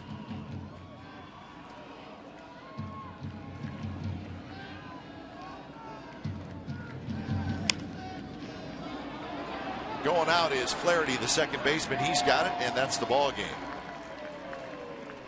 So the Orioles win game 1 of this 4-game series in blowout fashion. They defeat the Athletics by a final score of 10-2. So the A's have now lost 6 out of their last 7 games, and their record is now 13-10. For the Orioles, their first game on this 11-game West Coast road trip, that's a W. So the Orioles are now 13-9. Orioles win it 10-2 tonight over the Athletics. You've been watching Oakland A's baseball on Comcast Sportsnet California. Don't go away.